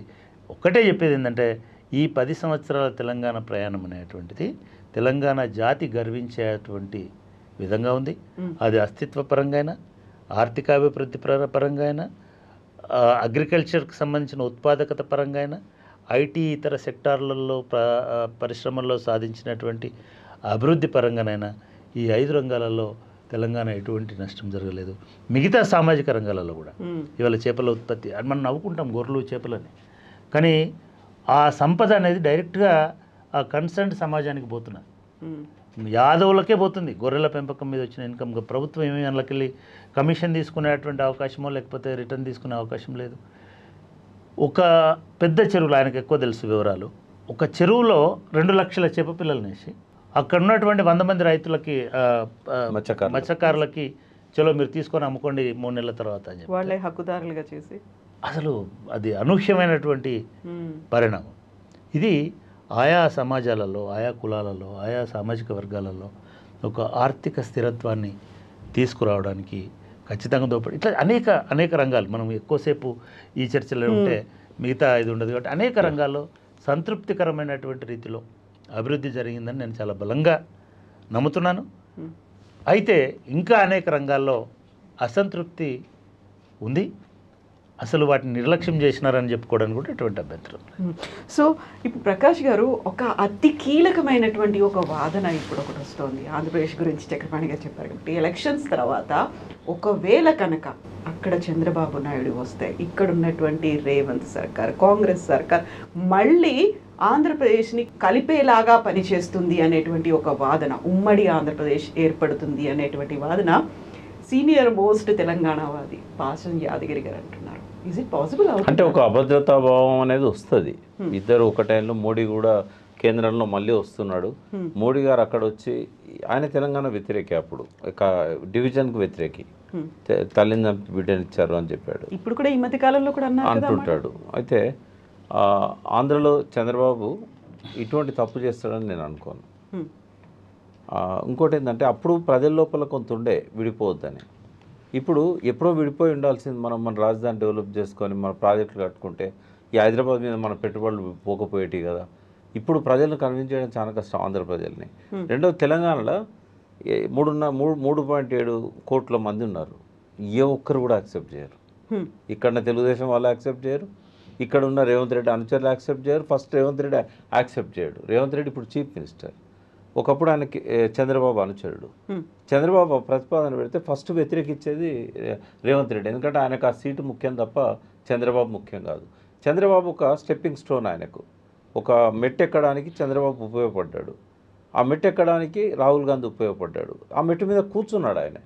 కాబట్టి ఎట్టి పరిస్థితుల్లో రేవంత్ రెడ్డి దాన్ని ఒప్పుకోడు. పార్శ్వనాథగిరి గారు కొంత అభద్రతాభావంతో మాట్లాడాడు. ఆ ప్రమాదం ఉంటుందని ఒక ప్రయత్నం జరుగుద్దని చెప్పాడు. బట్ ఎట్టి పరిస్థితుల్లో అది అసాధ్యము, సాధ్యం కానే కాదు. అంతవరకు నేను చెప్పదలుచుకుంటాను. రెండవది కేసీఆర్ గారి గురించి ఆయన ఆలోచనల గురించి చెప్పారు కదా. అవసరమైతే ప్రధానమంత్రి స్థానంలోకి వెళ్ళి ఈ దేశాన్ని మార్చాలి, తెలంగాణను మార్చిన ఒక సంతృప్తి ఆయనకు ఉంది. అన్ని రంగాలలో ఫస్ట్ 5 ఇయర్స్లోనే అద్భుతమైన ప్రగతిని ఆవిష్కరించాడు. తెలంగాణకు ఉన్న ఈ ఆవిష్కరణలు భారతదేశానికి కూడా ఉండాలనుకున్నాడు. తప్పేం లేదు. 70,000 టీఎంసీల నీళ్లు అవైలబుల్ ఉంటే 35,000 టీఎంసీల నీళ్లు కూడా వాడుకోవట్లేదు. ఈ భూమి కావాల్సినంత ఉన్నది. ఆ భూమికి నీళ్ళను పంపించినట్టయితే మ్యాన్ పవర్ ఉంది, ఎంత ప్రొడక్షన్ వస్తుంది అనేది ఆయన ఆలోచనలన్నీ కూడా మంచివే. కానీ ఆ సరైన సమయం కాదు. అది పార్టీ పెట్టి తొందరపడి ఒక కోయిల ముందే కూసింది అన్నట్టుగా ముహూర్త నిర్ణయం సరిగా లేదు ఆయనకి. భారతదేశ వ్యాప్తంగా పార్టీని విస్తరింపజేయాలనుకుంటే ఇప్పుడు మాకు ఒక ఎక్స్పీరియన్స్ ఉన్నది. మేము 0 నుంచి కాదు టీఆర్ఎస్ని బిల్డ్ చేసింది, మైనస్ నుంచి బిల్డ్ చేసినాం. మైనస్ అంటే ఏంటంటే ఎక్కడంతా తెలంగాణ అంటే ఒక నెగటివ్ వాతావరణంలో మేము పార్టీని బిల్డ్ చేసాం. అదే మఖలో పుట్టి పుప్పలో మాయమే అదే అన్నారు. కానీ మేము బిల్డ్ చేసింది నెగటివ్ నుంచి. భూమి మీద మేము పిల్లర్ లేలే, 10 మీటర్ల లోతు నుంచి పిల్లర్లు లేసాం. అంటే అందరి గుండెల్లో తెలంగాణ రాదు, తెలంగాణ గురించి ఎందుకు పోతున్నారు అన్న కాడి నుంచి నీకు తెలంగాణ వస్తుందా రాదని నేను అడుగుతలేం, తెలంగాణ కావాలన్న వద్దా అని నేను అడుగుతున్నాం. ఎంతోమంది అన్నాడు కేసీఆర్. వచ్చి ఆయన డిస్కరేజ్ చేస్తుంటే నిన్ను నేను వస్తుందా రాదా అని అడుగుతలేనయ్యా, రావాలన్నా వద్దా అంటే రావాలి, గక్కడనే ఉండు నువ్వు, ఈ అర్థం మించి నువ్వు మాట్లాడకు, రావాలన్నది కదా, ఎట్లా వస్తుంది మేము చూసుకుంటాం. అంటే ఒక నెగటివ్ వాతావరణం నుంచి 0కి తీసుకొచ్చి ఇట్లా అనడం 0 నుంచి మళ్ళీ బిల్డ్ చేసుకుంటూ వచ్చినాం. ఆ కష్టము భారతదేశ వ్యాప్తంగా పార్టీని విస్తరింపజేయాలని ఏదైతే అనుకున్నాడో ఆ కష్టం ఇక్కడ పడ్డాడు ఆయన. అసలు మీరు అన్న ముహూర్తం అనేది ఎప్పుడైతే బాగుండే సరైన ముహూర్తం అనిపించింది? ముహూర్తం అని అంటే పంచాంగం ప్రకారం కాదు, ఆయనే చెప్పాడు. ఆయనే నవంబర్ డిసెంబర్ 2000 సంవత్సరంలోనే పార్టీ పెట్టాలని చెప్పి ఆయన మిస్సెస్ శోభక్క ఇద్దరు కూర్చొని పూజలు చేశారు. మా మెంబర్షిప్ బుక్స్, సుధా అశోక్ తేజతో పాటలు, జెండా అన్నీ చేసిన తర్వాత సడన్గా ఆయన డ్రాప్ అయ్యాడు. ఎందుకు అనంటే ముహూర్త బలం సరిగా లేదన్నాడు. అంటే మీరు పంచాంగం చూసే పండితుని తీసుకొచ్చి ముహూర్తం చూసి చేశారు కదా అంటే ముహూర్తం అంటే అది కాదయా, అది వాళ్ళు బ్రాహ్మణులు అట్లా ప్రచారం చేశారు. అనువైన సమయం రావాలి. తెలంగాణ నినాదం అనేది మరుగున పడ్డది. కావాలని ఆకాంక్ష ఉంది కానీ లీడర్షిప్ క్రైసిస్ ఉన్నది. ఇంకోటి పెట్టగానే అందరూ మన తండోపతండాలుగా మన దగ్గర రారు. అట్లా వచ్చే ఒక సరైన సమయం ఒకటి వస్తుంది. అదేంటంటే లోకల్ బాడీస్కి ఎలక్షన్స్ రాబోతున్నాయి, సుప్రీంకోర్టులో ఉంది ఆ కేసు. ఏదో ఒక రోజు తీర్పు వస్తుంది. అప్పటికే స్పెషల్ ఆఫీసర్స్ 2 సంవత్సరాల నుంచి గ్రామ పంచాయతీల దగ్గర నుంచి స్పెషల్ ఆఫీసర్సే ఉన్నారు. కాబట్టి ఆ తీర్పు రాగానే మనం పోయినట్టయితే ఆ ఎన్నికలల్లో ప్రతి గ్రామంలో కూడా ఆస్పిరెంట్స్ ఉంటారు. 10 మంది పోటీ పడతారు, ఒక్కరికి టికెట్ ఇస్తారు ఆ పార్టీ, మిగతా వాళ్ళంతా ఆల్టర్నేట్ చూస్తారు కదా. అప్పుడు ప్రతి గ్రామం నుంచి, ప్రతి మండలం నుంచి, ప్రతి జిల్లా నుంచి మనకు వస్తారు. అది ముహూర్తం అంటే అని అన్నాడు. ఆ సమయంలోనే ఆయన పార్టీ, నేనే చెప్పాను, రేడియోలో విన్నాను, బెంగళూరులో ఇక్కడ ఉండి, సుప్రీంకోర్టు 90 రోజులలో లోకల్ బాడీస్ ఎన్నికలు జరపాలని చెప్పి ఆదేశించిందని చెప్పి వెంటనే ఫోన్ చేసి చెప్పా. అంటే ఇమీడియట్గా వచ్చేసి ఇక స్టార్ట్ చేద్దామన్నాడు. స్టార్ట్ చేసిండు. అద్భుతమైన రిజల్ట్స్ వచ్చాయి. 87 మండలాల్లో జెడ్పీటీసీలు వచ్చారు, 1016 మంది ఎంపీటీసీలు గెలిచారు, 1700 మంది సర్పంచులు గెలిచారు. ఒక పెద్ద సైన్యం వచ్చేసింది. క్యాడర్ మాత్రం తెలంగాణ అంతా వచ్చింది. కానీ బలం మాత్రం 2.5 జిల్లాలనే ఉంది. అప్ టు ఈ నామన్న దీక్ష దాకా కూడా 2.5 జిల్లాల తెలంగాణ ఉద్యమమే అది. సో ఇట్లా జరుపుకుంటూ వచ్చిందమ్మా అది. ఒక్కటి నేను గర్వపడేది ఏంటంటే ఆ 14 ఏళ్ళ ఉద్యమ అనుభవం ఆయనకు చాలా మంచి పనులు చేయడానికి అవకాశం ఇచ్చింది. చేశాడు కూడా. ఇప్పటికీ భారతదేశ వ్యాప్తంగా చూసినప్పుడు ది బెస్ట్ చీఫ్ మినిస్టర్ ఆయన అని నేను చెప్పగలుగుతా. ఆయన ఇన్ని తప్పులు చేసినా కూడా ఇంకొక 5 ఏళ్ళ అవకాశం ప్రజలు ఇచ్చి ఉండాలి అని అంటారు. ఆ తప్పుల నుంచే కొన్ని మంచి కూడా జరుగుతూ ఉంటాయి కదా. మనిషికి ఎవరైనా కానీ అమ్మ, అది కేసీఆర్ కానీ, మోడీ కానీ, మీరు కానీ, నేను కానీ, రోజుకు 60,000 ఆలోచనలు వస్తాయి. ఇది అనలైజ్ చేసి సైంటిస్ట్ చెప్పిందే. 48,000 ఆలోచనలు మనకు అవసరం లేని నెగిటివ్ ఆలోచనలు. వాటి కనీసం 1/5 12 60 కదా, 12 48 అంటే 80% ఆలోచనలను కనీసము 60% నెగిటివ్స్కు పరిమితం చేసామనుకో ఈ ప్రపంచం అద్భుతంగా ఉంటుంది. ఆ 40% అనేది పాజిటివ్ ఫీల్. 60 నెగిటివ్ ఉన్నా పర్లేదు, ఆ 40 అన్నా కనీసం ఉండాలి కదా. అయితే ఆ రెండవ టర్మ్ అంతా కూడా ఎక్కువ నెగిటివ్ ఆలోచనలు డామినేట్ చేశాయి. అవినీతి పెరగలేదు అని నేను అనుకుంటున్నాను. ఓకే, అవినీతి కేంద్రీకృతమై ఉండొచ్చు. మాకు తెలిసి ఒక కాస్ట్ సర్టిఫికేట్కి వెళ్తే, ఒక ఇన్కమ్ సర్టిఫికేట్కి వెళ్తే కూడా ఒక 4-5 ఆఫీసర్లకు డబ్బులు ఇవ్వాల్సిన పరిస్థితి ఉండేటిది.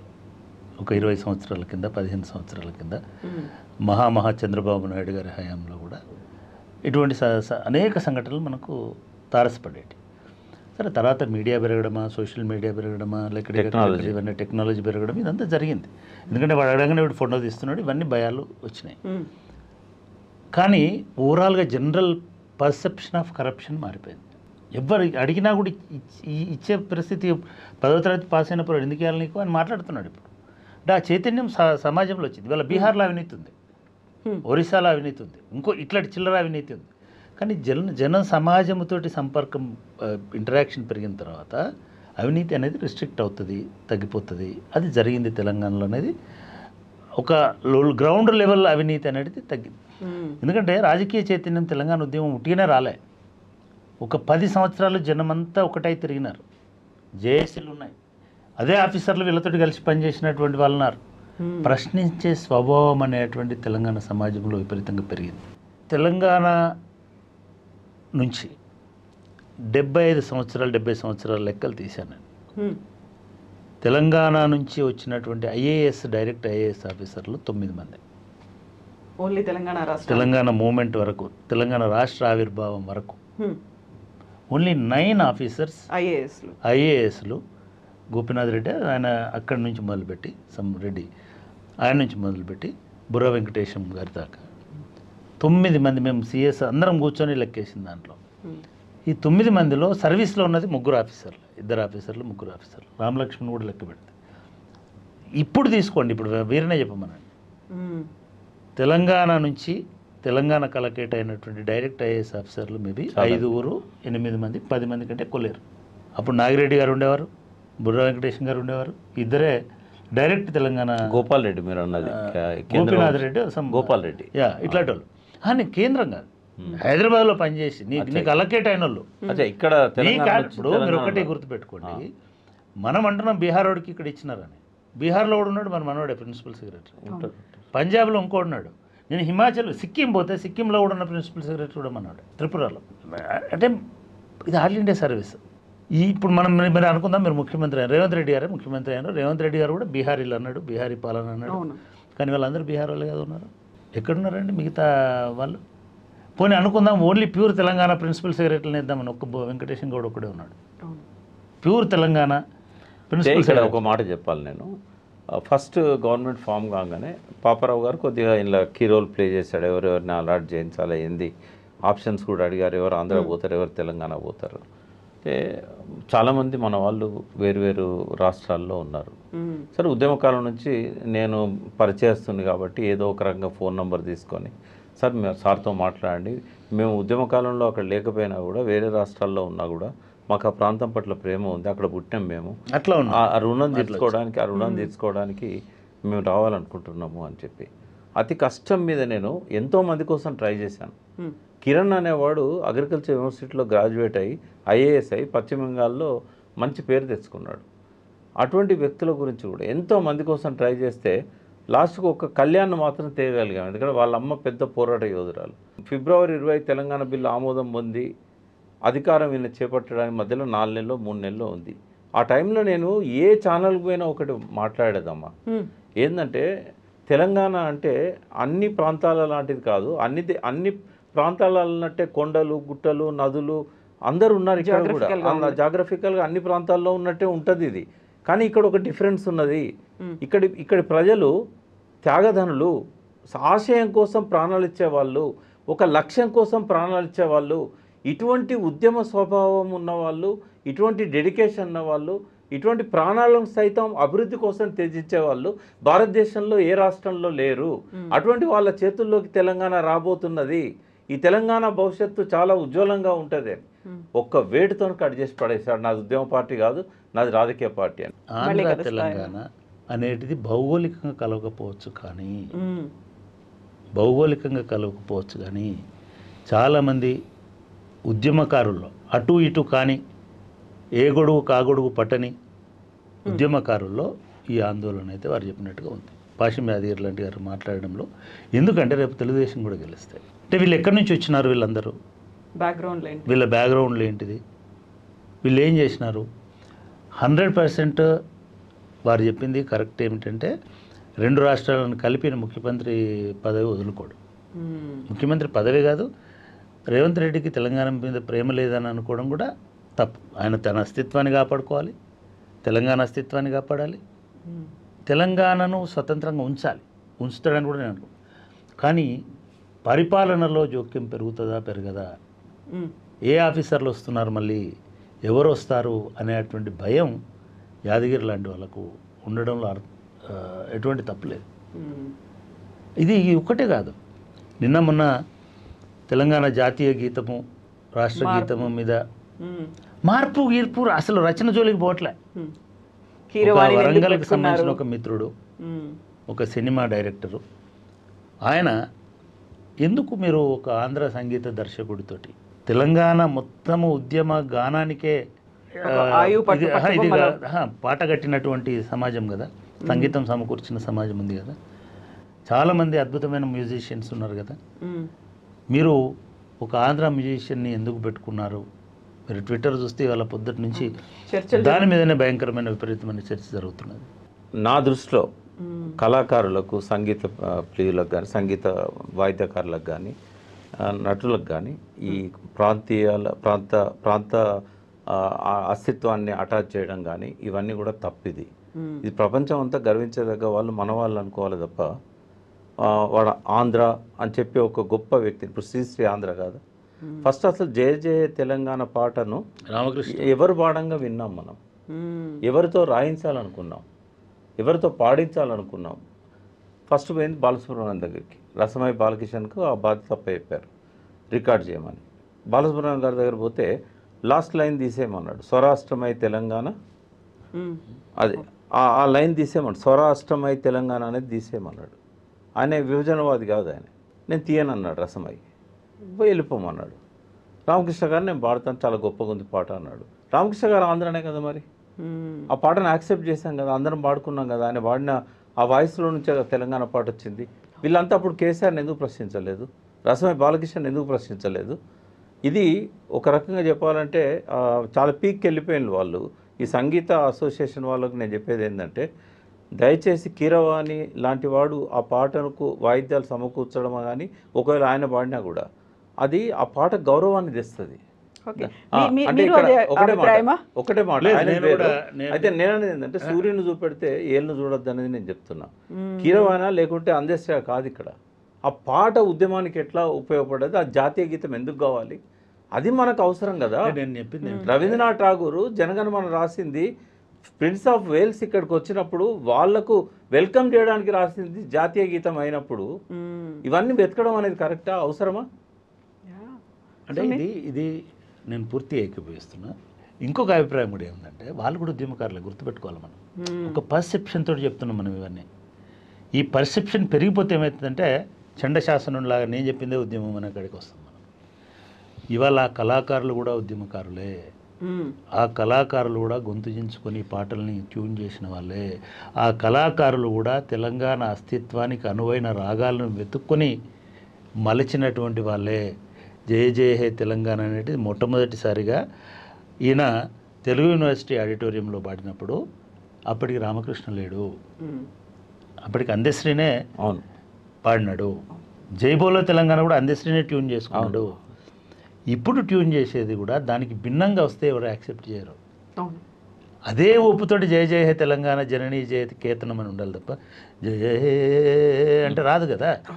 నేనేమంటున్నానంటే మాత్రం మార్చాడు కదా.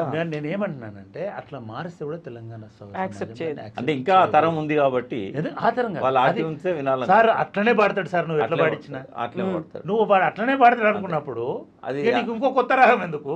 అప్పుడు కీరవాణి ఎగ్జాక్ట్లీ కీరవాణి ఎందుకు? ఇది నేను అనట్లేదు, నేనంత సంకుచితంగా లేను. ఆ అసోసియేషన్ యొక్క అభిప్రాయాన్ని కూడా మనం విశ్లేషించాలి కదా. అసోసియేషన్ యొక్క అభిప్రాయం ఏమిటంటే, తెలంగాణ మట్టిలోంచి అనేక రాగాలను మలిచింది. జయరాజ్ పాట రాస్తే సంగీత దర్శకుడు దగ్గరికి పోయి గద్దర్ పాట నేర్పిన మహానుభావుడు కదా, వాగ్గేయకారుడు కదా. గద్దర్ పోలే సంగీత దర్శకుడి దగ్గరికి ఈ పాట ఎట్లా పాడాలో జర చెప్పన్నా అని. ఆయన తెలంగాణ గుండెలోకి ఈ పాట ఎట్లా చేరుతుందో చెప్పినాడు. అట్లనే పాడాడు. ఈక్వల్గా అందశ్రీ కూడా పాడినాడు. ట్యూనింగ్కి ఇంకొక ఇన్స్ట్రుమెంట్ ఆర్కెస్ట్రాని హైర్ చేసుకో. ఆర్కెస్ట్రా నీ జాతీయ గీతం అంటే నీ రాష్ట్ర గీతం అంటే నీకు ఒక స్థానిక ఫ్లేవర్ ఉండాలి కదా. ఇప్పుడు హైదరాబాద్ బిర్యానీని మీరు పులావ్ లాగా చేసేస్తే దాంట్లోనే ఆలు చేస్తాం, దాంట్లోనే అదొక్కటి మాత్రమే ఆ సంగీత దర్శకులు లేకపోతే ఆ మిత్రుడు ఫిల్మ్ డైరెక్టరు ఆయన నిజానికి చాలా ఆయనతోటి మాట్లాడినాడు. ఆయన ఇట్లాంటివన్నీ జరిగినాయి కాబట్టి వాళ్ళ అభిప్రాయం గద్దర్ పాటని ఇంకొక రకంగా ట్యూన్ చేయలేదు. ఎగ్జాక్ట్లీ. అయితే ఇప్పుడు మన తెలంగాణ రాష్ట్ర చిహ్నంలో ఉన్నటువంటి రాచరికపు వ్యవస్థ లక్షణాలను ప్రతిబింబిస్తోంది. చార్మినారు వద్దు, కాకతీయ తోరణము వద్దు, దాన్ని కూడా మార్చాలి. మన బతుకమ్మ, బోనాలు, నాగోబా జాతర ఇవన్నీ కూడా రిఫ్లెక్ట్ అయ్యేలా ఉండాలి. అదెలా చూస్తున్నారు? అంటే ఒకటి రాచరికపు పోకడలు అని అంటే అసలు భారతదేశంలో ఏ చిహ్నం లేదు. భారతదేశంలో ఉన్న ప్రతి సాంస్కృతిక చిహ్నం ఏదైతే అధికారిక చిహ్నాలు అంటున్నారో మీరు ఒక 500 సంవత్సరాలు నుంచి 1000 సంవత్సరాల నుంచి కూడా అన్ని ఫ్యూడల్ చిహ్నాలే. ఆ 3 సింహాలు ఎక్కడి నుంచి అదే అంటున్నా, అన్ని ఫ్యూడల్ చిహ్నాలే. మన ఎంత అజ్ఞానం అంటే కాకతీయ కళాప్రభల కాంతిరేఖ రామప్ప అంటాం. ఎందుకంటాం? కాకతీయ శిల్ప సంపదని అద్భుతంగా మలిచి ప్రతిబింబించి ఆ కళా సంపదని మనకి ఇచ్చినారు. అదొక కాంతి రేఖ అంటున్నాం. కానీ అదొక రక్తరేఖ అని నేను అనుకుంటా. ఎందుకంటే దానివల్లనే కదా సమ్మక్క సారక్కని వేధించినారు. ఆ శిస్తుల కోసమే కదా, ఆ సంపద కోసమే కదా. ఇక్కడ కట్టినటువంటి మనకు ఒకటి ఏముంటుందంటే ఇక్కడ కట్టినటువంటి శిల్ప సంపద చెక్కడానికి కావాల్సిందంతా కూడా రాజ్యాల నుంచి ప్రజల నుంచి దోసుకొచ్చిందే కదా. ఏ రాజు కూడా సంపద సృష్టించలేడు. సంపద పోగు చేస్తాడు, సంపద కలెక్ట్ చేస్తాడు తప్ప సంపద రాజు సృష్టించాడు, అసాధ్యం. ఇది ఏ శిస్తులు వసూలు చేసి అయితే మీరు తెచ్చినారో ఆ శిస్తు కట్టినందుకే సమ్మక్కను సారక్కని ఆయన వాళ్ళ జంపన్నని వీళ్ళందరినీ చంపి నీళ్ళలో పడేసినారు కదా. మరి మీ ఆరాధ్య దేవత సమ్మక్క సారక్కన కాకతీన ఈ వైరుధ్యము చరిత్రలు జోలికి పోతే ఉంటుంది.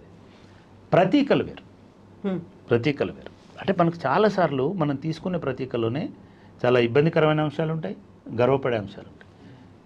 కాకతీయ కళా సంపద అనేటువంటిది ఆ కాలానికి ఆ శతాబ్దానికి ఒక అద్భుతమైనటువంటి కళా వైవిధ్యం. అది ఒక చోళ సాంప్రదాయం ఎట్లాగైతే ఉందో, ఒక మిగతా సాంప్రదాయం దక్షిణాదిలో ఎట్లాగైతే ఉందో, ఒక విజయనగర సాంప్రదాయం విజయనగరం ఇంకా చాలా లేటర్, జస్ట్ మొన్నటి ఇది. అంటే ఒక ప్రాచీన కళా సాంప్రదాయాల్లో సామ్రాజ్యాల్లో ఒక శత్రు దుర్భేద్యంగా విలసిల్లినటువంటి రాజ్య వారసులం అని చెప్పుకోవడమే తప్ప ఆ పన్నుల వారసులము, ఆ రక్తపు వారసులం అది కాదు కదా. ప్లస్ ఆ శిల్ప సంపద అనేది తెలంగాణకు ఒక సింబల్. అసలు చార్మినార్ అనేటువంటిది ఒక 400 ఏళ్ళ నుంచి హైదరాబాద్ సింబల్ అండి. వీటిని మనం ఫ్యూడల్ అనడానికి లేదు. ఫ్యూడల్ అనేటువంటిది మన పేర్లలో ఉన్న రావు, మన పేర్లలో ఉన్న రెడ్డి, మన పేర్లలో ఉన్న శర్మ, మన పేర్లలో ఉన్న శాస్త్రిని తొలగించలేము. కానీ మేము కాకతీయులను తొలగిస్తాము, చార్మినార్ని తొలగిస్తామంటే ఎట్లా? అంటే ఒకటి ఇప్పుడు ప్రతీకలను మనము వాటికంటే గొప్పగా మనం సృష్టించినప్పుడు అవి సహజంగానే ప్రతీకలు అవుతాయి. ఇప్పుడు ఇప్పటి వరకు ఒక రామప్పను, ఒక కాకతీయుల కళాతోరణాన్ని, ఒక చార్మినార్ను మనం సృష్టించలేకపోయినాం కదా. కాబట్టి అవి సృష్టించేదాకా వాటినే మనం యాక్సెప్ట్ చేయాల్సి వస్తుంది. అయితే ప్రతి పాలనలో కూడా మెరుపులు మరకలు ఉంటాయి. ఈ కాకతీయుల పాలనలో మనం చూసినప్పుడు అంతకు ముందున్న పాలనా రీతుల కంటే చాలా గొప్పగా విలసిల్లిన రాజ్యం అది. ప్రజల కోణంలో చూసినా కూడా ఒక గొప్ప సంస్కృతిని వాళ్ళు ఇంట్రడ్యూస్ చేశారు. ఆ కాకతీయుల కాలం నాటి గొలుసుకట్టు చెరువులు వీటన్నిటి గురించి కూడా అది కంటిన్యూ చేయాలి అనే ఆశయం. రామప్ప, లక్నవరం, పాకాల ఇవన్నీ కూడా ఒక అద్భుతమైన వ్యవసాయక ప్రాంతంలో అద్భుతమైన సాగునీటి వ్యవస్థను ఆవిష్కరించారు కదా వాళ్ళు. ప్రపంచంలో ఎవరికి ఆ గొలుసు చెరువుల మీద అవగాహన లేనప్పుడు చెరువులు ఉన్నాయి, శాతవాహనుల కాలం నుంచి చెరువులు ఉన్నాయి, కానీ గొలుసు కట్టు చెరువులు అనేటి మొట్టమొదటిసారిగా వాళ్ళు కాకతీయులు దాన్ని స్టార్ట్ చేశారు. విజయనగర రాజులు వాటిని అనుసరించారు. తమిళనాడులో కూడా అక్కడ రాజులు వాటిని అనుసరించారు. ప్రపంచంలో ఈ రోజు వరకు కూడా ఎక్కడ అటువంటి సిస్టమ్ లేదు. ఎక్కడికక్కడ నీళ్ళ కోసం తవ్వుకుంటారు తప్ప ఒకదానికొకటి ఆ లింక్ అనేది లేదు. అది ఒక అద్భుతమైన వ్యవస్థ. శాంతి భద్రతలు కావచ్చు, ప్రజల్లో ఒక సంస్కృతిని కావచ్చు. కాబట్టి కాకతీయులు అనేవాళ్ళు మనకు ఆరాధ్యులు. అందులో సమ్మక్క సారక్క అనేది ఒక చీకటి కోణం. నిజాంలో కూడా కాశీపు రజ్వీ రజాకార్లు అనేది ఒక చీకటి కోణం, కానీ అద్భుతమైన పాలన అందించాడు. జాగీర్దారులు అక్కడ అరాచకాలు చేయొచ్చు, కానీ పాలనను చూసినప్పుడు మనం ఎప్పుడు కూడా ఈ చిహ్నాల మీద పోయినప్పుడు నీకు చేతనైతే అంతకంటే ఒక గొప్ప ప్రతీకను క్రియేట్ చేసి నువ్వు నీ ఎంబ్లంలో పెట్టుకో. అది రానంత వరకు ఐకాన్లను మనం కాదని ఎట్లా అంటాను చెప్పండి. అది మార్చడం అనేది కరెక్ట్ కాదని నేను అంటున్నాను. ఇంకా ఆ 10th షెడ్యూల్ ఏదైతే ఈ విభజన చట్టంలో విడగొట్టుకోవాల్సిన అంశాలు చాలా ఉన్నాయి, పూర్తిగా ఎండ్ కాలేదు. అవి ఇప్పుడు మళ్ళీ ఈ ప్రభుత్వం ముందట ఒక ఛాలెంజ్గా ఉంటాయి. తర్వాత ఒక మంచి అవకాశాన్ని ఈ 10 ఏళ్ల పాలన రేవంత్ రెడ్డి గారికి ఇచ్చింది. చాలా ఉన్నాయి చేయాల్సినవి. నిజంగా బంగారు తెలంగాణ చేయడానికి ఈ ప్రాంతం చాలా అనువైనది. అంటే బంగారు తెలంగాణ అంటే అది ఆరోగ్యం పరంగా కానీ, వ్యవసాయక పరంగా కానీ, పారిశ్రామిక పరంగా కానీ, సర్వీస్ పరంగా కానీ, మానసిక వికాసానికి కానీ, వ్యక్తిత్వ వికాసాలకు అన్నిటికీ ఒక మంచి వాతావరణం తెలంగాణలో ఉంది. ఇది భారతదేశంలోనే కాక ప్రపంచంలోనే ఆదర్శంగా ఉండగలిగిన సకల లక్షణాలు ఉన్న ప్రాంతం ఇది. దీన్ని కొనసాగించాలి, ఈ క్రమాన్ని కొనసాగించాలి. ఆయన ఒక మాట అన్నాడు, నేను వెల్కమ్ చేస్తా. ఇప్పటిదాకా నేను ఎలక్షన్స్ ఉన్నాయి కాబట్టి రాజకీయాలు మాట్లాడాను. ఇప్పటి నుంచి నేను ప్రగతి మీద, ప్రజల సంక్షేమం మీద, అభివృద్ధి మీద నేను ఫోకస్ చేస్తాను. ఇప్పటి నుంచి నేను అటువంటి మాటలు మాట్లాడను అని చెప్పాడు ఒకటి. రెండవది ఏమన్నాడంటే, మంచి సలహాలు ఇస్తానంటే కేసీఆర్ ఇంటిపై కూడా నేను కూర్చొని అడుగుతాను, తెలుసుకుంటాను అని అన్నాడు. ఇదే ఆలోచనలను ఈ పాలనా కాలం అంతా కూడా రేవంత్ రెడ్డి గారు కంటిన్యూ చేయాలని నేను కోరుకుంటున్నాను. అయితే ఇక్కడ ఒక లాస్ట్ క్వశ్చన్, 10 ఏళ్ళు అయిన తర్వాత ఇప్పుడు సరికొత్తగా డిమాండ్, రాష్ట్రపతికి లేఖలు వస్తున్నాయి, కేంద్రం నుంచి ఉత్తర్వులు వస్తే బాగుండేదని ఎదురు చూస్తున్నది. 10 ఏళ్ల కాలంలో ఉమ్మడి రాజధానిగా హైదరాబాద్ ఉంది. అది జూన్ 2కు కంప్లీట్ అయిపోతుంది. కాకపోతే మాకు రాజధాని అనేది లేదు కాబట్టి ఇంకో 10 ఏళ్ల పాటు హైదరాబాద్ని రాజధానిగా ఉంచండి అనేటువంటి లేఖ జర్నలిస్టుల దగ్గర నుంచి వెళ్తోంది. అక్కడ ఉన్నటువంటి సిబిఐ మాజీ జేడి లక్ష్మీనారాయణ గారు అదే డిమాండ్. ప్రతి ఒక్కరి దగ్గర నుంచి ఆ డిమాండ్ అనేది ఎందుకు కనిపిస్తుంది? అంటే చింత చచ్చినా పులుపు చావలేదండి. ఏమాట కామాట చెప్పాలి, కేసీఆర్ వల్లనే ఇంతకాలం క్లెయిమ్ చేయలేదు. అది కేసు అయి ఉండొచ్చు, నోటుకు ఓటు అయి ఉండొచ్చు, లేకపోతే ఇంకోటి అయి ఉండొచ్చు, ఒక అదే సరే. హిస్టారికల్గా పార్లమెంట్ ఏదైతే ఒక చట్టం చేసిందో ఆ చట్టం ప్రకారం ఇంకో 4 రోజుల్లో ఈ రుణశేషం అనేది తగిలిపోతుంది. కానీ ఒక 6 నెలల ముందు నుంచే ఆంధ్ర రాజకీయ నాయకుల నుంచి ఈ వాదన ఇంకొక 10 సంవత్సరాలు మాకు రాజధాని, ఉమ్మడి రాజధాని ఇవ్వాలనేటువంటి వాదన. అసలు అప్పుడే ఉమ్మడి రాజధానిని వ్యతిరేకించిన వాళ్ళు నేను మీ ఛానళ్ళలో అప్పుడే అసలు భారత రాజ్యాంగంలో ఉమ్మడి రాజధాని అనేది లేదు, ఉండడానికి అవకాశం లేదు. ఇదే ఉమ్మడి రాజధాని ఆంధ్ర కావాలనుకున్నప్పుడు మళ్ళీ ఆ చర్చకు పోతే చాలా దూరం, ఈడ్చి తంతం కుక్క నా కొడుకులా వెళ్ళిపోండి అని చెప్పినాడు అప్పుడున్న ముఖ్యమంత్రి. ఎవడన్నా రాజధాని పోయేదని అంటే మద్రాసులో కూడా ఉండకుండా వెళ్ళిపోతారని చెప్పినాడు. తమిళనాడు ఉమ్మడి రాజధాని మద్రాసు కావాలన్నప్పుడు. కాబట్టి అవసరం లేదు, ప్రశాంతంగా ఉన్నారు. ఇక్కడ ఉన్న వాళ్ళు ఇక్కడ వాళ్ళు అనుకుంటున్నారు, అక్కడికి పోయిన వాళ్ళు అక్కడ ఉన్న వాళ్ళు అనుకుంటున్నారు. మీకు ఓటర్ కార్డు ఎక్కడుంటే మీరు అక్కడ వాసులని మనం లాస్ట్ ఎలక్షన్స్ అప్పుడు మనం అది చాలా క్లియర్గా చెప్పుకున్నాం. ఇక్కడ తెలంగాణ వాళ్ళ, ఆంధ్ర వాళ్ళ, బీహార్ వాళ్ళ, ఇంకోట అనేటువంటి భేదం ఏమీ లేదు. అనవసరంగా మీరు ఇప్పుడు ఒక పరిపాలనకు సంబంధించి జేడి లక్ష్మీనారాయణ ఎవరిని అరెస్ట్ చేసినారా ఇక్కడ తెలంగాణ అయినాక? ఉమ్మడి ఆంధ్రలో అరెస్ట్ చేసినారేమో, ఉమ్మడి ఆంధ్రలో విమర్శలు చేసినారేమో, కానీ ఆయన హాయిగా రాజకీయాలు మాట్లాడుతున్నాడు, టీవీ స్టూడియోలోకి పోతున్నాడు, మేధావిగా చలామణి అవుతున్నాడు. ఆయన ఎక్కడైనా ఒక పార్టీ పెట్టుకున్నాడు, ఎక్కడ పెట్టుకున్నాడు పార్టీ? అయినా ఆంధ్రాలోనే కదా పార్టీ పెట్టుకున్నాడు, అక్కడే కదా హ్యాపీగా ఉండే. ఏమైంది? నాకు ఈ ఆంధ్రప్రదేశ్లో కొన్న దుర్మార్గం ఏమిటంటే, ఇంత పెద్ద ప్రగతి కూటమికి నాయకత్వం వహిస్తున్న చంద్రబాబు నాయుడు అక్కడ ఓటర్ కార్డు ఉండదు, ఇల్లు ఉండదు. లోకేష్కి అక్కడ ఇల్లు ఉండదు, ఓటర్ కార్డు ఉండదు. జేడీ లక్ష్మీనారాయణకి అక్కడ ఓటర్ కార్డు ఇక్కడ ఉండదు. జయప్రకాష్ నారాయణకి అక్కడ ఓటర్ కార్డు ఎన్రోల్ చేసుకుంటారులే, పోటీ చేయాలి కాబట్టి. నేను ఏమంటున్నా అంటే, యూ ప్లీజ్ ఎన్రోల్ దేర్. మీరు ఎట్లాగైతే మీ పిల్లలని సర్కారు బళ్ళకి పంపాలని చెప్తున్నారో అవి బలోపేతం కావడానికి, మీరు మీ రాష్ట్రంలో ఎన్రోల్ చేసుకోండి, అక్కడ సేద్యం చేయండి, అక్కడ కలుపు మొక్కలు ఉంటే పీకేయండి. ఇక్కడ ఉండేవాడు రేవంత్ రెడ్డి చాలా పటిష్టంగా ఉన్నాడు, ఇక్కడ బ్రహ్మాండంగా పరిపాలన చేస్తాడు. తర్వాత ఇంకోళ్ళు ఎవరో వస్తారు, కేసీఆర్ బ్రహ్మాండంగా చేసినాడు. తెలంగాణ సమాజము 5 గ్రామాలని అడుగుతున్నాడు ఇప్పుడు రేవంత్ రెడ్డి, 7 మండలాలు అడుగుతుంది. మళ్ళీ సీలేరు కూడా అడుగుతుంది, 7 మండలాలు అడుగుతుంది. మిగతా ఆయన అడుగుతుంది, ఇంకా అటు పక్కన పోయిన ఏమైనా ఉంటే అవి కూడా అడుగుతుంది. కాబట్టి ఇది ఒక ఉద్యమ స్వభావం ఉన్నటువంటి సమాజము. ఇది కేవలం ఒక 2 కుట్రలు అయితే ఖచ్చితంగా జరుగుతున్నాయి, మీరు ఇవాళ అన్నారు కాబట్టి. ఒకటి, ఉమ్మడి రాజధాని కోసము రేపు ఏ ప్రభుత్వం వచ్చినా సరే వాళ్ళు మూవ్ చేయబోయేటువంటి మొట్టమొదటిది ఉమ్మడి రాజధాని. ఒకవేళ మోడీ కూడా గెలిస్తే, ఒకవేళ మోడీ హైదరాబాద్ కేంద్రపాలిత, ఇది ఊరికే ఎలక్షన్ల కోసమే చెప్పింది కాదు. మోడీ కాదు, నేను ఇంకొక ఇది కూడా చెప్తున్నా, కాంగ్రెస్ గెలిచినా కూడా మళ్ళీ అంబేద్కర్ను పట్టుకొచ్చి 2వ రాజధాని కేంద్రపాలిత ప్రాంతం. మీరు కాంగ్రెస్ పార్టీ మొన్న పార్లమెంట్ ఎలక్షన్లలో ఇచ్చినటువంటి మేనిఫెస్టోలో సుప్రీంకోర్టు బెంచ్ కూడా ఇక్కడ పెట్టిస్తామని చెప్పినారు. ఇంకొకటి అట్లా ఇంకేదో చెప్పినారు.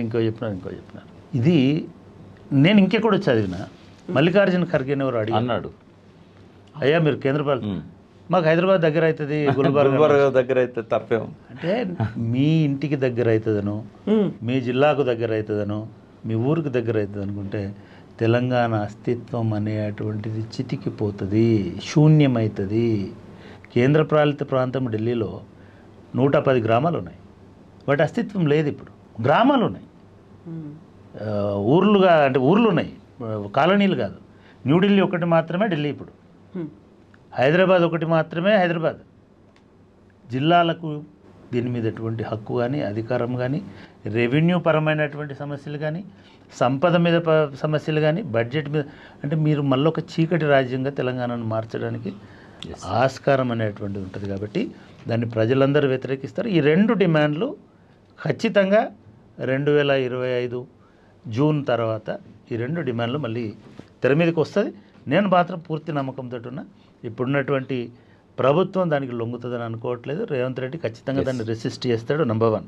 నంబర్ 2, ఒకవేళ ఈ ప్రతిపాదన వస్తే బీఆర్ఎస్కి, కేసీఆర్కి, టీఆర్ఎస్కి ఒక కొత్త జవసత్వాలు, కొత్త ఊపిరి, కొత్త ఆయుధము, కొత్త బలము, కొత్త బలగాన్ని మీరు క్రియేట్ చేసిన వాళ్ళు అవుతారు.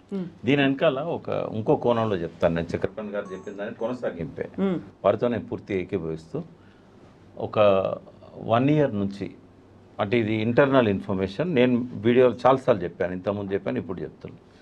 ఐబీ ఉంటుంది కదా, అక్కడ కేంద్రంలో ఉన్న ఒక ఉన్నతాధికారి ఆయన చెప్పిన విషయమే ఇది. ఆయన పేరు నేను చెప్పాను. ఏంటంటే భారతదేశాన్ని ఇప్పుడున్న 28 రాష్ట్రాలు, ఇప్పుడు 50 రాష్ట్రాలు చేయాలంటే ఏ ప్రాంతాలను మనం రాష్ట్రాలుగా ప్రకటించాలనే దాని మీద socio economic political survey 2 years నుంచి జరుగుతున్నది. అమిత్ షా గారి డైరెక్షన్లో ఢిల్లీలో జరుగుతున్నది. దానికోసం ఇక ప్రత్యేకమైన అధికారులు చాలా, ఇక డిపార్ట్మెంటే ఒకటి ఓపెన్ చేశారు వాళ్ళు, అది ఎక్కడ కూడా బయటికి రాదు. అందులో భాగంగా హైదరాబాద్ను 2nd క్యాపిటల్ చేయడానికి ఇంత రిపోర్ట్ తయారు చేశారు. అయితే ఇప్పుడు ఆంధ్ర నుంచి వచ్చే నినాదం ఏదైతుందో అది పాలకుల మైండ్లకి వెళ్ళి వచ్చింది కాదు, ప్రజల నుంచి వచ్చింది కాదు. అది ఆ డిమాండ్ తీసుకొచ్చి దాన్ని అది ఎట్లా తెలంగాణ ఒప్పుకోదు, ఈ ముఖ్యమంత్రి ఒప్పుకోడు, కేసీఆర్ ఒప్పుకోడు.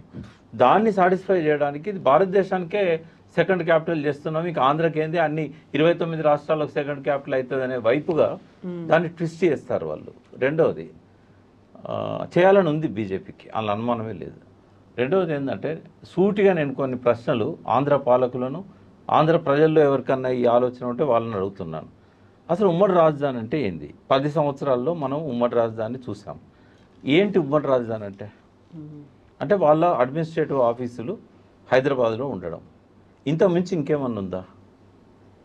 ఇంకేమన్నా హైదరాబాద్లో వచ్చిన ఆదాయంలో వాళ్ళకేమన్నా రూపాయి పోయిందా ఈ 10 ఏళ్లలో?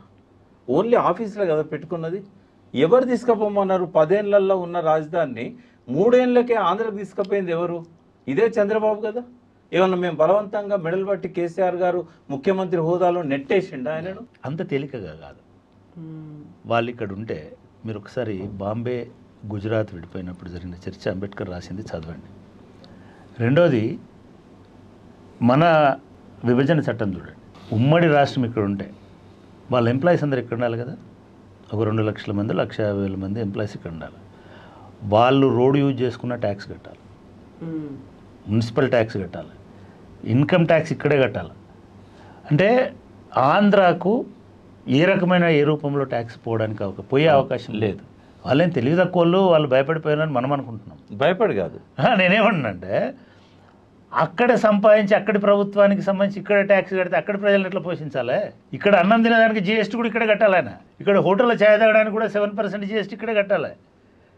ఎప్పుడైనా సరే రాజధాని అక్కడ. ఇంకొకటి సార్, ఒకటి 70 సంవత్సరాల కింద ఈ చర్చ వచ్చినప్పుడు అంబేద్కర్ గారు ఏమడిగినారంటే, నిజమే బాంబేని ఉమ్మడి క్యాపిటల్ చేస్తాం, మీకు పాలు ఎక్కడి నుంచి వస్తాయి? ఆంధ్ర పాలు రావాలంటే 3 జిల్లాలు దాటి రావాలి, ఖమ్మము, నల్గొండ. మీ కూరగాయలు ఎక్కడి నుంచి వస్తాయి? మీకు పంటలు, మీ సప్లైస్ ఎవరు చేయాలి? ఇది స్టేట్ రెస్పాన్సిబిలిటీ కదా. ఎందుకు మీట్ మార్కెట్, ఫిష్ మార్కెట్ ఎందుకు స్టేట్ గవర్నమెంట్ పెడుతుంది? అంటే ఈ సప్లైస్ చైన్ అనేటువంటిది కూడా డిస్టర్బ్ అవుతుంది. మీకు వాటర్ ఎక్కడికి వెళ్ళి వస్తాయి?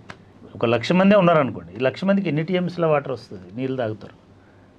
రోజుకు ఒక మనిషి 20 లీటర్ల ఖర్చు అయితే స్నానానికి, ముఖానికి. అలా ఇవన్నీ ఎవరు కడతారు? ఇక్కడ స్టేట్ గవర్నమెంట్ 5 లీటర్లు ఫ్రీ అని అన్నది అనుకోండి, ఎవరికి ఇస్తారు 5 లీటర్ల ఫ్రీ? అంటే టెక్నికల్గా, అడ్మినిస్ట్రేటివ్గా మునుపున్న 50లో ఉన్న సమాజం కాదు ఇది. నెట్వర్కింగ్ విపరీతంగా పెరిగింది. అదే లాభ నష్టాల కోణంలో చూసినా కూడా వారు అన్నట్టుగా అది వాళ్ళకు నష్టమే ఉమ్మడి రాజధానిగా ఇది కావాలని. కానీ నేను అనేది ఏంటంటే, నిజంగానే ఉమ్మడి రాజధానిగా ఉన్నప్పుడు ఈ 10 ఏళ్ళు మీరు నిజంగా ఉపయోగించుకున్నారా? వాళ్ళ కోణంలో చూద్దాం. ఈ వాదన ప్రజల్లో ఒక రకమైనటువంటి దీన్ని క్రియేట్ చేయడానికి తప్ప, లక్ష్మీనారాయణ లాంటి ఒక ఐపీఎస్ అనకూడదు, అట్లాంటి మాట అనకూడదు. ఆయనకు చట్టం తెలుసు, రాజ్యాంగం తెలుసు. అసలు హైదరాబాద్కు మీకు రాజధానికి సంబంధం ఏందండి? ఒక్క 4 రోజులు